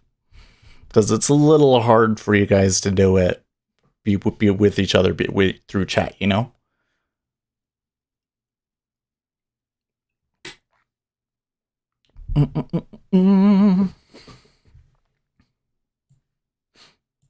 Anyways, those are a couple of things that I think we can do to improve the channel, build the community. I think those are the most important things. And then I have a new set of ideas for content. I was actually going through today because I was thinking about it there are some things like my indicators and stuff. Like, I would like to make money from the indicators, but I really don't want to become a salesman. I feel like it would be too distracting from our main goals, which is to get better at trading and to, build our community. And so I was thinking, well, maybe some of this content and stuff I could sell to other people. But then I'm going through it and I'm like, yeah, but it's actually worth a lot more to me than it is to them. Like, I can make a lot more with it than the other person could. So I guess YouTube, Winstanzamom. In the late night, more friendly chats, the kids go in and out of different servers and they go into a raw room. Rah, team spirit, and I am too old for that. Lol, but my point is that one. Yeah. Well, YouTube, Winstanzamom, stream will offer several platforms while still part of the party. Yeah, I'm wondering if, I just wish I had more time. That's really what it comes down to. Is like, I have a day job and then I go to the gym. And so to do anything with you guys in the evening most of the time is just not going to work. Plus, when you stream that much, it's super exhausting. Oh my gosh, like when we do those debates, I am so spent at the end of that. But it would certainly help the channel to be able to stream in the afternoon, wouldn't it? See, if I was doing it full time, let's say that I was doing the politics thing and that was going well, then what I would want to do is like, do a stream in the morning and then make a video or something. Like make a daily political video to go out in the afternoon, and then in the evening do a live stream and just talk. But I don't know. I would also like to just play video games in the evening, even though there's no good games to play right now.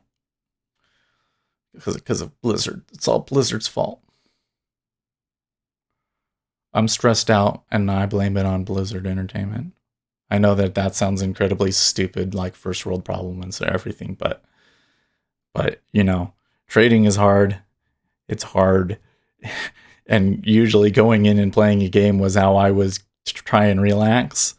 And now I just can't even stand the thought of putting effort into a game with a developer that I know doesn't have a future. Wimmer Kevin, Borderlands 3 is fun. At least the gameplay. Writing is horrible, lol. Writing is... I would like to write. I mean, here's the thing. I was looking at writing for somebody else. I might still do it. It would have to be something different, though. There are quite a few people who are overseas and their time is different, so I see activity early around 4 or 5 a.m.-ish and then in the afternoon when the Europeans are home. The Asians are 14 hours late. And there's just a lot of people that are just not awake at this time yet, or they're not going. They're people with regular lives that would still be interested, Anyways, I was like thinking about writing an article like, okay, here's like the whole kit and caboodle. Like, here's what I look at and why I look at it and what's good about it and everything.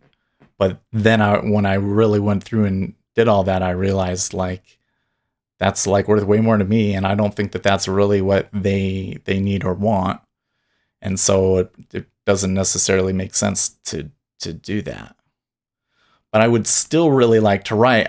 Maybe I have to write something different, because I would like to do things like...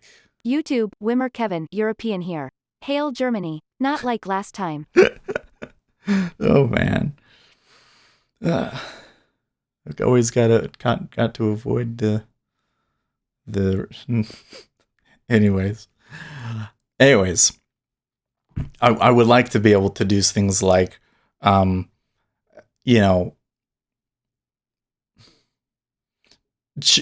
like on CNBC, you never see somebody that's a scalper on CNBC. I would like to go on CNBC someday and say, wow, from a scalping perspective, this is the thing that we're noticing and it's doing it to the market. From a scalping perspective, ever since this Brexit thing happened, all of the liquidity disappeared and we're moving down, which seems to suggest that the Europeans all ran out of town. And it's causing some pretty messed up trading because of it. I think we could write that kind of stuff and that would be valuable. But the other stuff I should probably be doing on my channel. That's what I think. Because I can make more money on it than they can. Knesset. Do you remember when FXCM sponsored a Forex-related show on CNBC? Oh, well, yeah, I do remember that. They don't do that show anymore? Oh, that's interesting. Now that we're down here, I'm getting kind of semi-spikes in the 10-year, but it's not. I am getting a buy in the 30.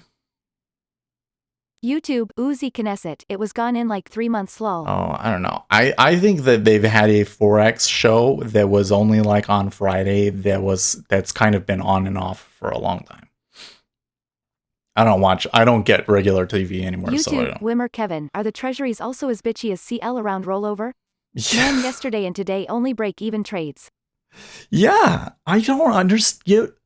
So here's the thing. I asked John Grady about this once. And he kind of was just like, like I said, Fridays are hard. And he's like, no, I mean, there's definitely Opportunity on Friday, and I wouldn't see any reason for there to be anything different about this than for this. And I don't know. I should go back and reread the email, um, but I think it's just there's something there that maybe he hasn't noticed.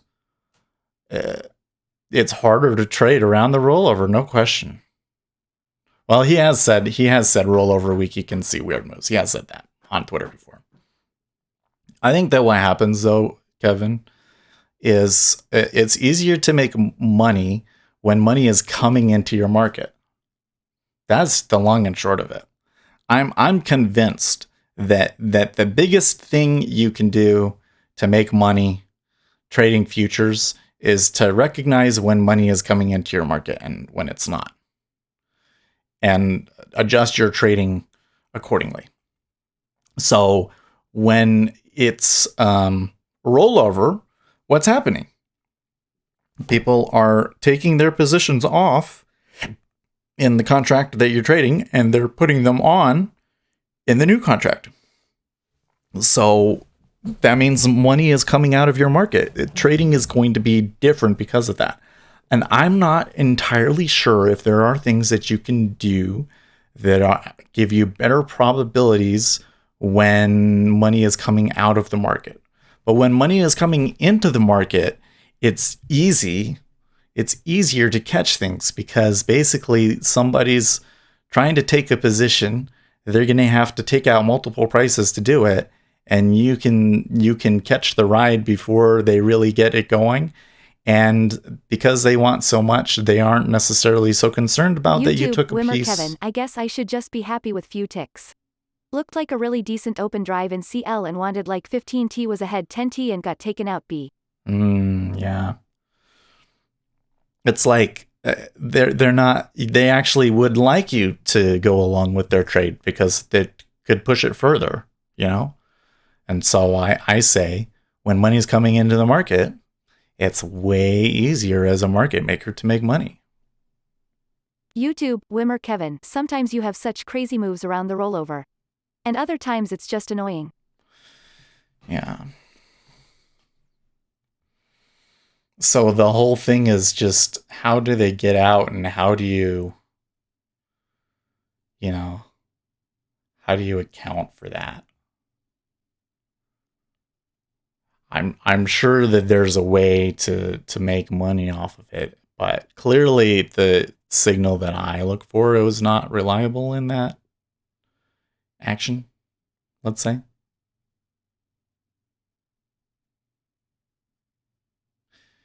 Well, they are absolutely just moving based off of what ES is doing.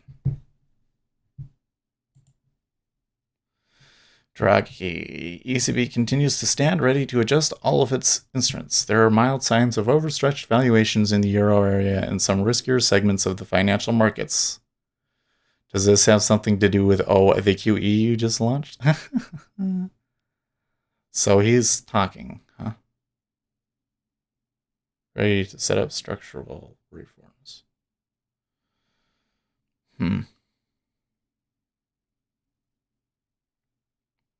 Well, anyways.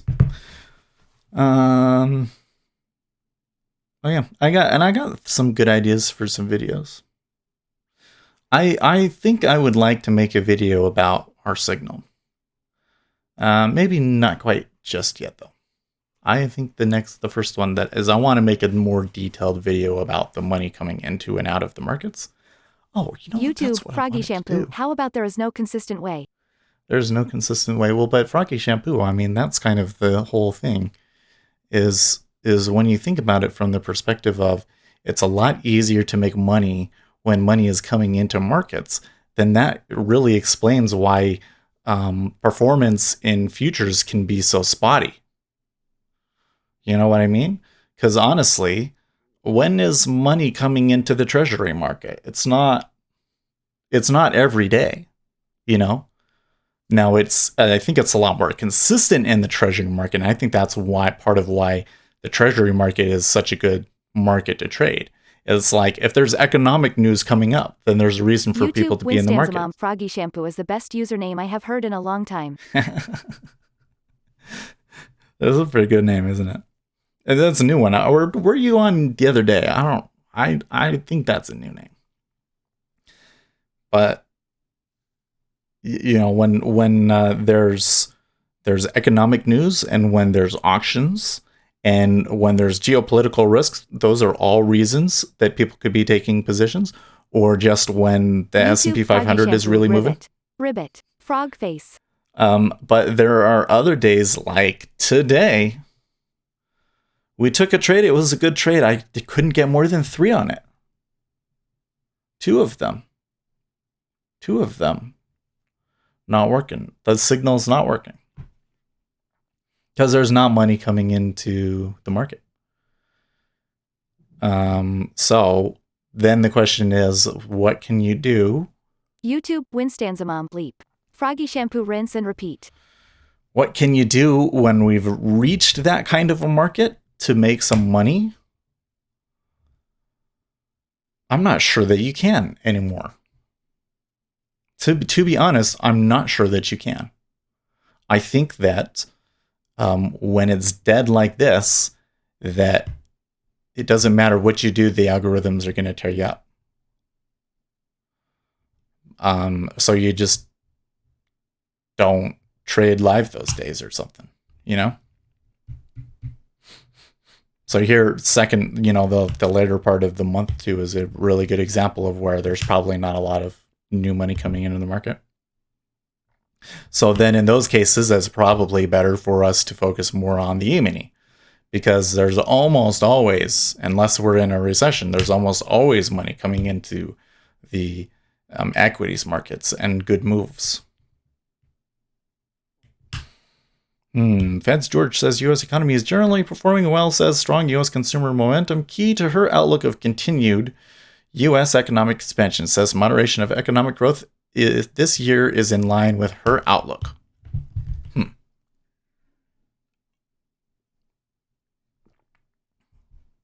Anyways, I think that the people that are going to do well in treasuries are going to be the ones that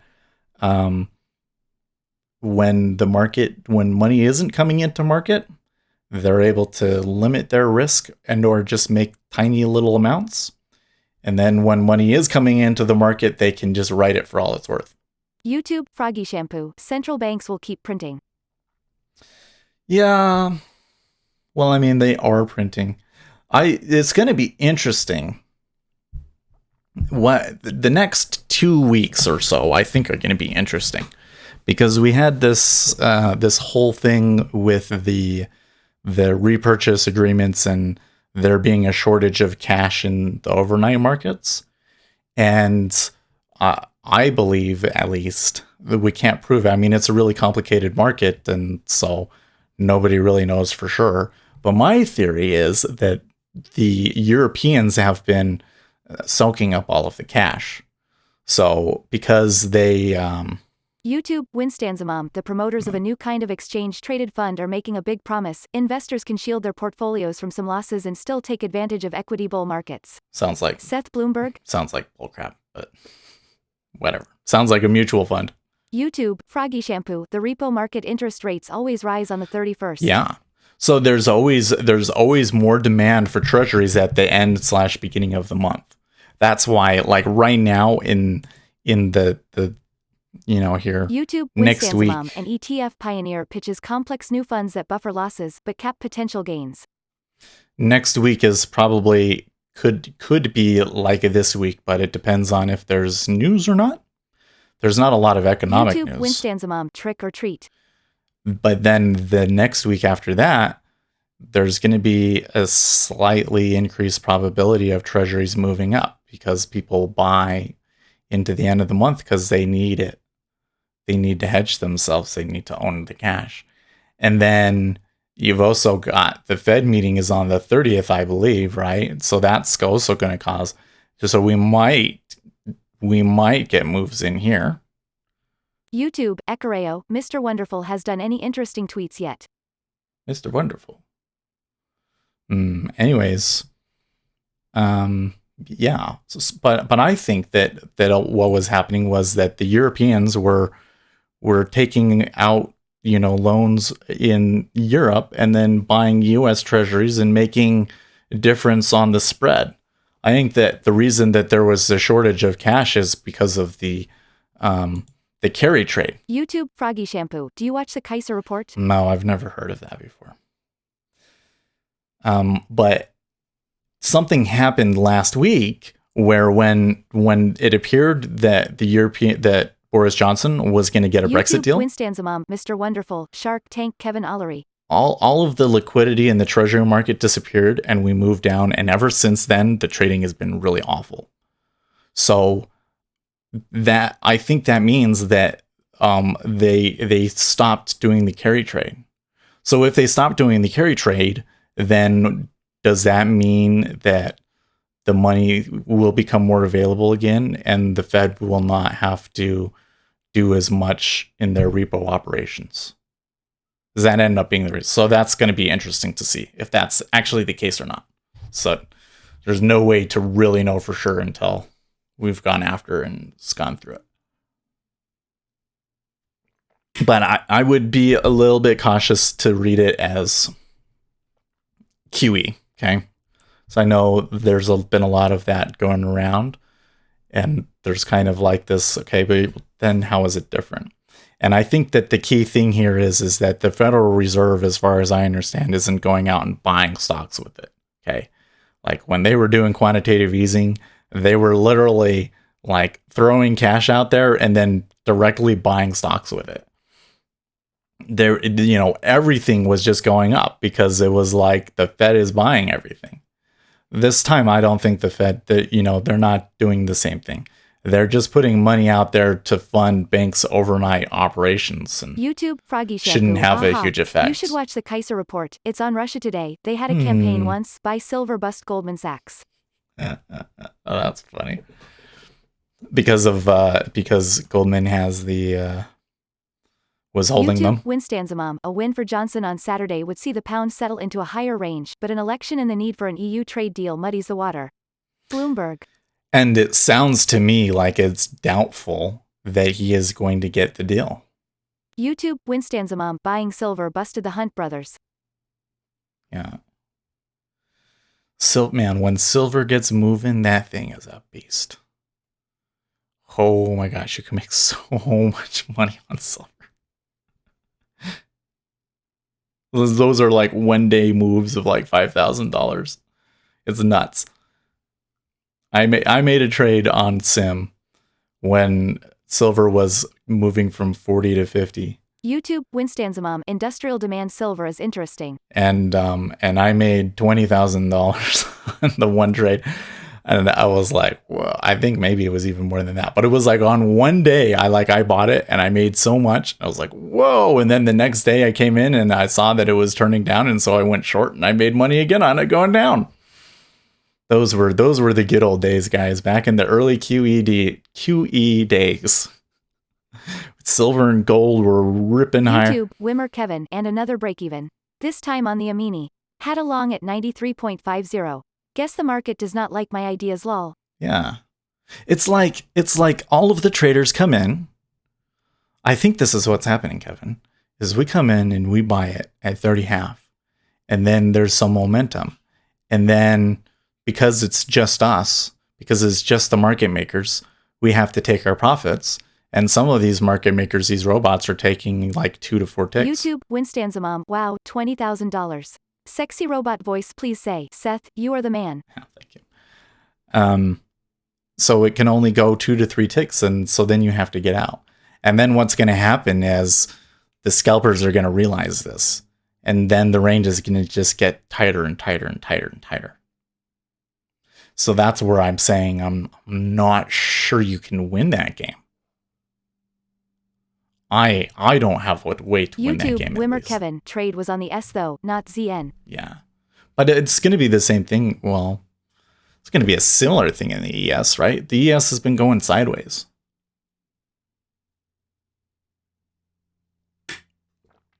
I think that if we're doing Ace's trade, you notice on yesterday, Ace took like 3 trades, I think. So he was making money on them, but he had to work harder for it. But yeah, where have they been? Oh, they've been slightly higher. 29.85, the bottom. You'd have to play the range. This morning, the open though has been pretty whippy. YouTube, Wimmer Kevin should have done the ace 2-pointer. Would have worked. Yeah. Just taking the range. And see, this is the same thing for me.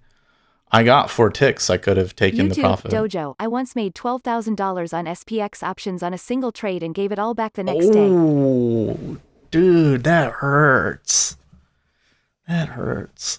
Did you guys read the story about the guy on Wall Street Bets that bet like $200 or something in options and it's worth like $100,000 now? Good grief.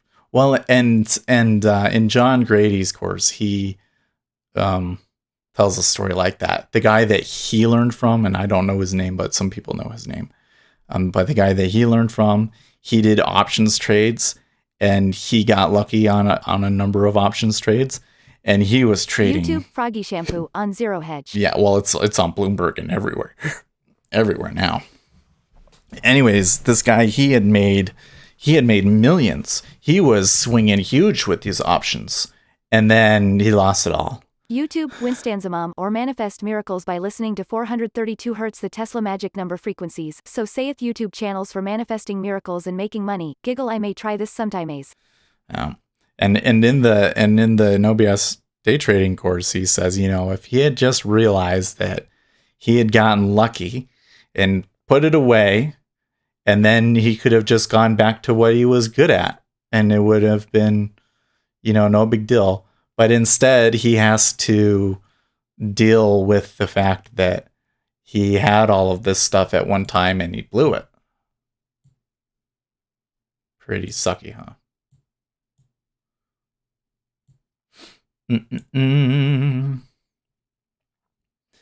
Anyways, if I ever got lucky on an options trade like that, I think I would probably just tuck it away. I don't think I would keep trading options. I wouldn't size up. Let's put it that way. I wouldn't size up. I would just say, well, okay, cool. Now I have a way, now I can be a failure of a trader for the rest of my life and just blow it all, and it'll be, it will be a fine. YouTube Winstanzamam aim or fatty not FOMO. Yeah. It's hard to tell if this, so it's like, I think I can do this. And also notice they've got these big numbers up here holding the edge of the range at 5 and 29. I wonder if that doesn't quite. It disappears when they tick up. That's interesting. YouTube Froggy Shampoo. You cannot predict your own behavior in the future. Well, I think one of the first things you learn in trading is that you're not as in control of your own actions as you think you are. I think that was the first thing that was hard for me to accept. I think it's hard for everybody to accept, but I think that my culture here in Utah is very, very big on personal responsibility and action and things like this. And to come in and say that people can get into a state where their decision-making abilities are impaired and will make poor choices because of that situation. And people don't want to believe that. They want to believe that they're completely in control all of the time. And it's just YouTube not Froggy the Shampoo. case. Life would be boring if we would be in control. Yeah. Because I had a blow up. Was it Friday? It wasn't last Friday, was it? Was it the one before that? I don't even remember now, but I had a losing day that I traded more than I should have, and I lost 500, which is a big chunk of a very, very small account. And there was off-plan trades, and I feel really guilty about it because I knew better, and I kind of feel like I'm letting you guys down by not controlling myself. But it's like, YouTube, Winstanzamom, a lot of money is tainted. It tain't yours and it tain't mine. hey, I think it was 2 YouTube, weeks ago. Wimmer Kevin, wasn't it the Chicago PMI day? I think 2 weeks ago. Mm-hmm. It was 2 weeks ago. And it was really disappointing because I had been doing so well up to that point too, right? But it's not the strategy. Because I mean, even now, I think the strategy is doing okay. YouTube, Algo Lover, GM thumbs up. Because YouTube, Winstanzamom, with copper unavailable, continued operation of the mint would make no sense. Anyways, I think the strategy is money's not coming into the market, so you don't really want to take a whole lot of trades, or you want to be taking small trades. And we could have gotten 2 and 4 on a lot of these trades. So that one to me is a misreading on my part. But overall, I'd say that we're still doing okay, and hopefully the market comes back and it continues to do well. But it's me. The reason that we're not have more money on here is because of me, because of the bad decisions that I made. And so then the question is, okay, so if we acknowledge the fact that there are some situations where you're not going to make the right decisions and your judgment is impaired, what do you do about that? Then that's an incredibly difficult thing, because you can't just say, oh, well, I'm going to do better next time. It doesn't work like that. So the one thing for sure that I'm having in my head now is if it's really moving because of volatile YouTube, news, I need Wimmer to stay Kevin, out. do you know the SMB Capital channel? They had a video regarding trading psychology, and I like the quote one trader used, change comes only after pain. Change comes only. YouTube, Dojo, that's Could why I be. like the barbell strategy described by Taleb, where most of his wealth is in real estate and fixed income and he only speculates with a small tranche. Yeah. YouTube, Wimmer Kevin, he was day trader and wanted to do swing trading as well and took a huge loss, made some errors, and I really liked his reaction. Oh, that's interesting. Yeah, I don't know. The problem is I have a much harder time with it than other people too, because the part of my brain that steps in and says, "Stop! You shouldn't be doing this." It doesn't YouTube, trigger as Froggy fast. Shampoo, Seth, check out the Kaiser report. I will, although the fact that it's on RT today kind of makes me a little skeptical, but I can check it out. I'm not a. I tell you what, this is kind of a weird thing. Because we'll talk about conspiracy theories and stuff like that. I like to read Zero Hedge from time to time. But at the same time, I feel like in general, I'm usually, don't believe most of the stuff that people are saying, or I don't agree with them. I seem to feel that I agree more with the establishment guys over at the Federal Reserve more often than not. And so it's YouTube, like Froggy Shampoo, ooh, it's Russian. It's a Russian. Well, yeah, because RT is a Russian propaganda outlet. No question about it. That doesn't mean that everything that comes out of there is nonsense, but they do promote Russian propaganda from time to time.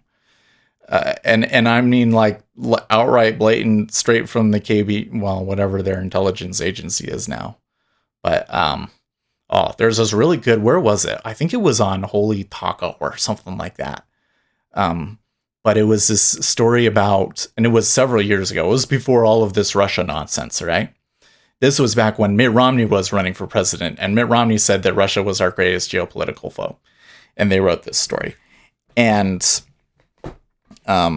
they were saying, they were just talking about how Russian propaganda works.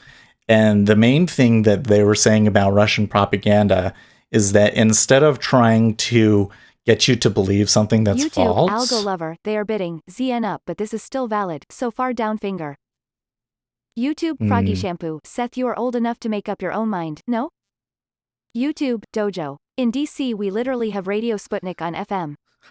YouTube, Algo Lover, Wed. 8:59 a.m. Algo Lover, if ZN sellers sustain their offer below 130.085, then 129.100 target still valid, nerd face. Well, it might be giving me a short here. It's interesting that you say that now, because you certainly must have seen something there that told you that now that it's come back down and it's making a pullback, that there's a valid short. Although it's a little bit too late for us to take it. But I agree. I think that a short at 130 right now makes sense. I need to watch it do another tick or two, but the interest has decreased significantly. Well, there's a spike here in the 5-year. This 5-year seems to be saying YouTube Winstanzamom, have you noticed that RT affects your YouTube feed? I clear out my search history after clicking on a report from their channel or the Couch Warrior sites. I don't Otherwise, know. we go down a conspiracy rabbit hole. I think that you're talking YouTube, about Algo Lover, have a great session. Okay, hand. Talking about certain things might throttle your channel, but I don't know what those things. I know that there are some words that if you talk about that, you will definitely get throttled. YouTube, Wimmer Kevin, maybe this video helps. But Trading only like psychology, 5. growing your trading business. Dr. Steenbarger and Mike Bellafiore, SMB Capital. I is a think I've pro watched trading that firm. one. I think I've watched that one. Anyways, what was I getting at? Oh yeah. So hold on. YouTube, Let me Kevin, focus the here for only a second. videos I watch regarding trading are theirs and Axia. Yeah, they're Axia is good too. No, so here's the thing with Russian propaganda is that instead of trying to create some sort of a narrative and pushing this narrative at you and getting you to believe it, they know that if they just straight out put out lies like they used to way back in the day, that nobody in the United States is going to believe it. So Russian propaganda today is more geared at throwing so much noise out there that a reasonable person cannot actually tell what is true and what is not. That's the whole thing, is their intention is to just confuse you. And so when I'm looking at something Algo like that, Lover posted that on Wed for you, but they just haven't held offer down to that target thumbs up. yeah, I think it's, Algo, I think you have a good trade. No question about it that YouTube, Winstanzamom, Yeah. muddying the waters. exactly, Winston. So hold on a second.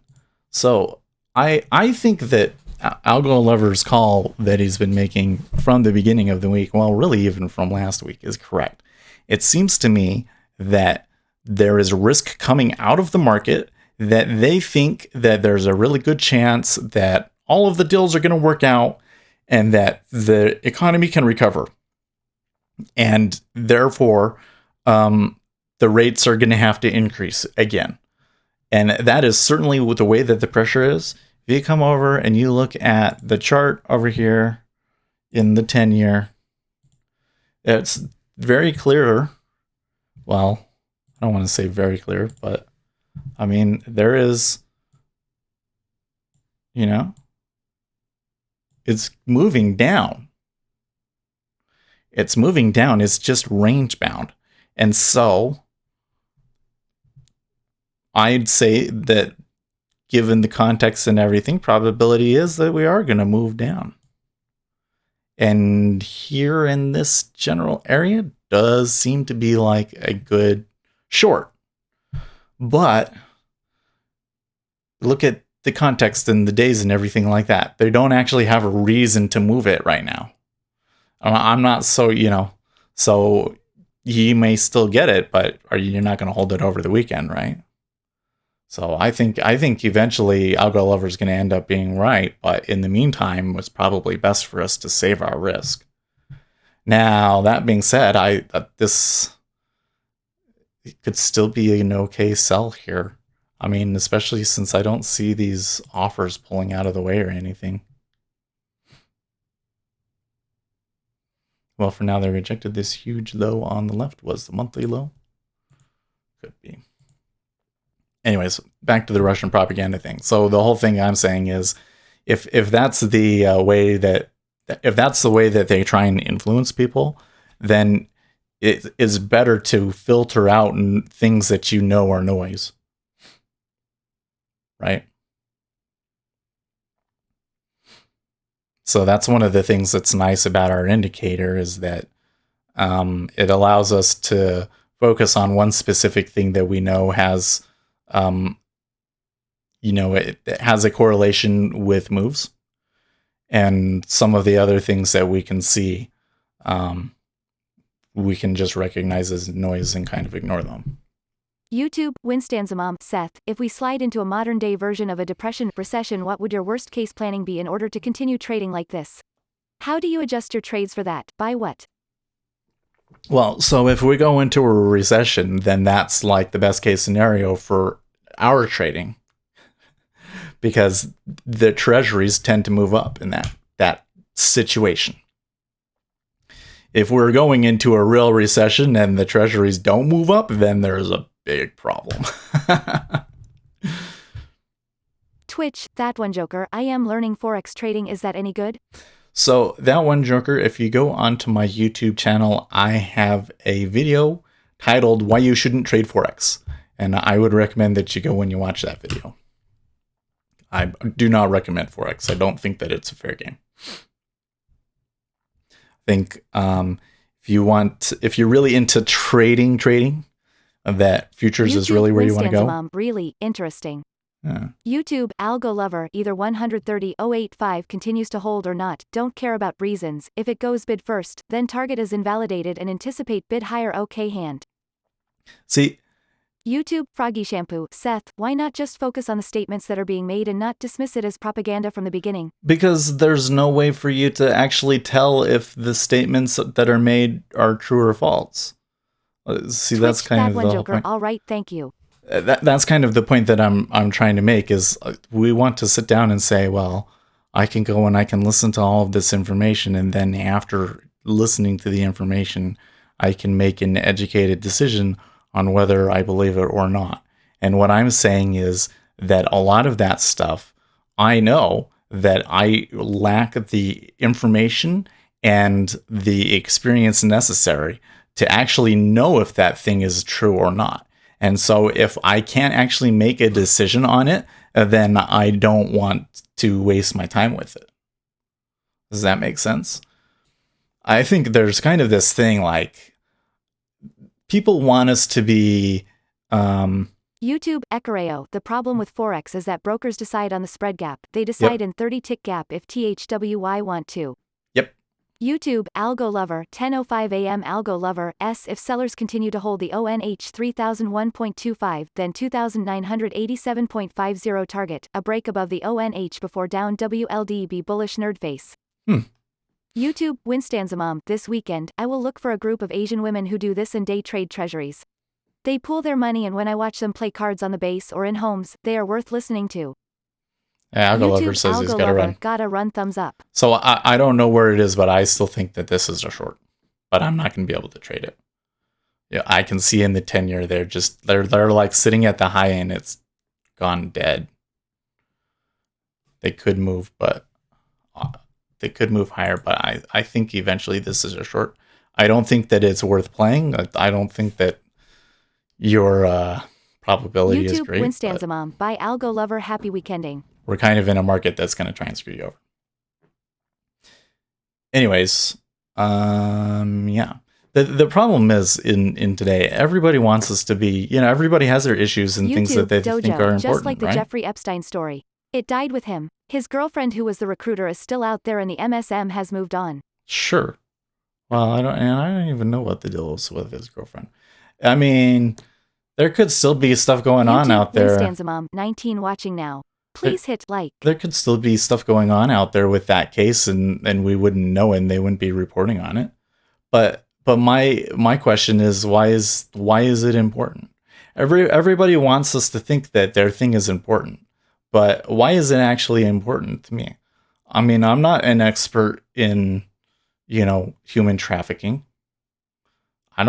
That's not something that I know anything about, and I don't know anything about elite circles in DC and the corruption that they're doing and things like that.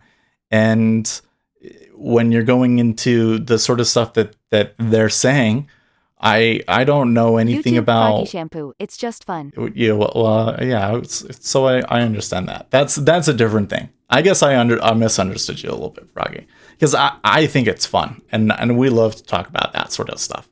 I just get a little, I don't know, defensive when people try and make it seem like that it should be an important thing to me, because the thing that's important to me is is trading, and you guys, YouTube, you know. Winstanzamom. Well, that's good to know you are not familiar with the sex trade or interested. Lol, Mrs. Seth will be pleased.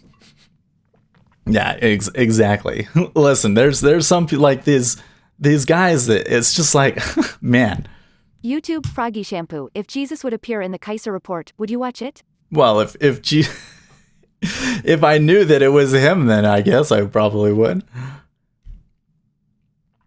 But I'm just saying, they only have so much. You have to be able to focus your energy, right? So like tonight, my goal is, and hey, by the way, here's I got an assignment for you guys. If you could help me out, you know, if you don't have the time, but this could be a little difficult. Joker. How much have you made from trading? That one Joker, I haven't made shit right now. No, you know what? I've had runs of you know, 1,500, 3,000 at a time, and then oftentimes I will make mistakes and give it up.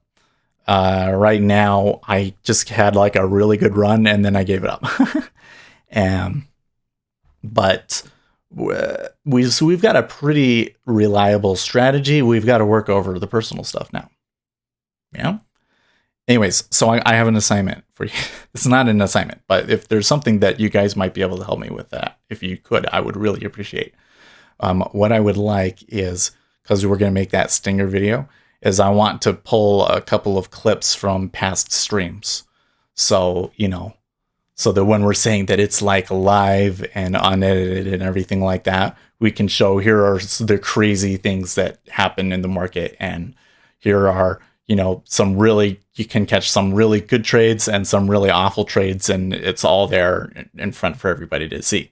So go back and think about, was there something that I remember happening on the stream that YouTube, I thought, clips from past streams that I really enjoyed, that I think would make a really good, you know, 2-second little thing, or something I said that was funny. What software do you use or website to trade? So if you can think of one and you can find it, then post it in the comments on today's video. And if you can't find it, just say like, "Oh, remember when X happened," and maybe I can go back and try and find it, and we can use that for our little intro stinger. Okay, so what software do you use or website to trade? So that one Joker, if you go to my YouTube channel, I have a video titled "What is the best futures software YouTube, Froggy platform?" Shampoo. Where is your cat? I don't have a cat. I have birds. I have dogs. The birds have been suspiciously quiet, by the way. I better go check on them. It's about time to stop after we're done talking here. Anyways, I have a video and I talk about the two pieces of software that I use and why. So you go and check out that video. That would be the best way to answer that question. But the quick answer is I'm using Jigsaw Day Trader.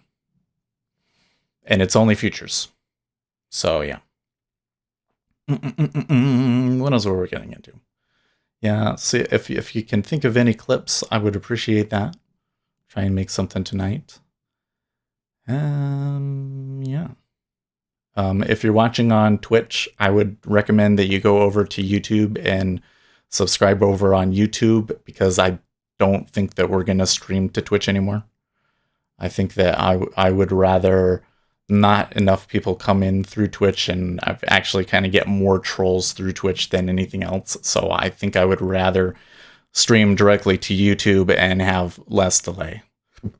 So we're going to try that for a week and see what everybody says. I'll put a message about it on my Twitter as well. Have a stream scheduled for Monday. See, so it should give you like notifications too. So we'll see what you guys think about that. I think that's about it. I still think it's a short, like, look, it's right here at the high, and now it's zippering. But it's so late in a session, and it's Friday, and it's been a slow session anyways. I wouldn't recommend trading, but I do think it is a short. So I don't know. We'll see. We'll see. I feel like I'm missing something. Am I missing something, guys?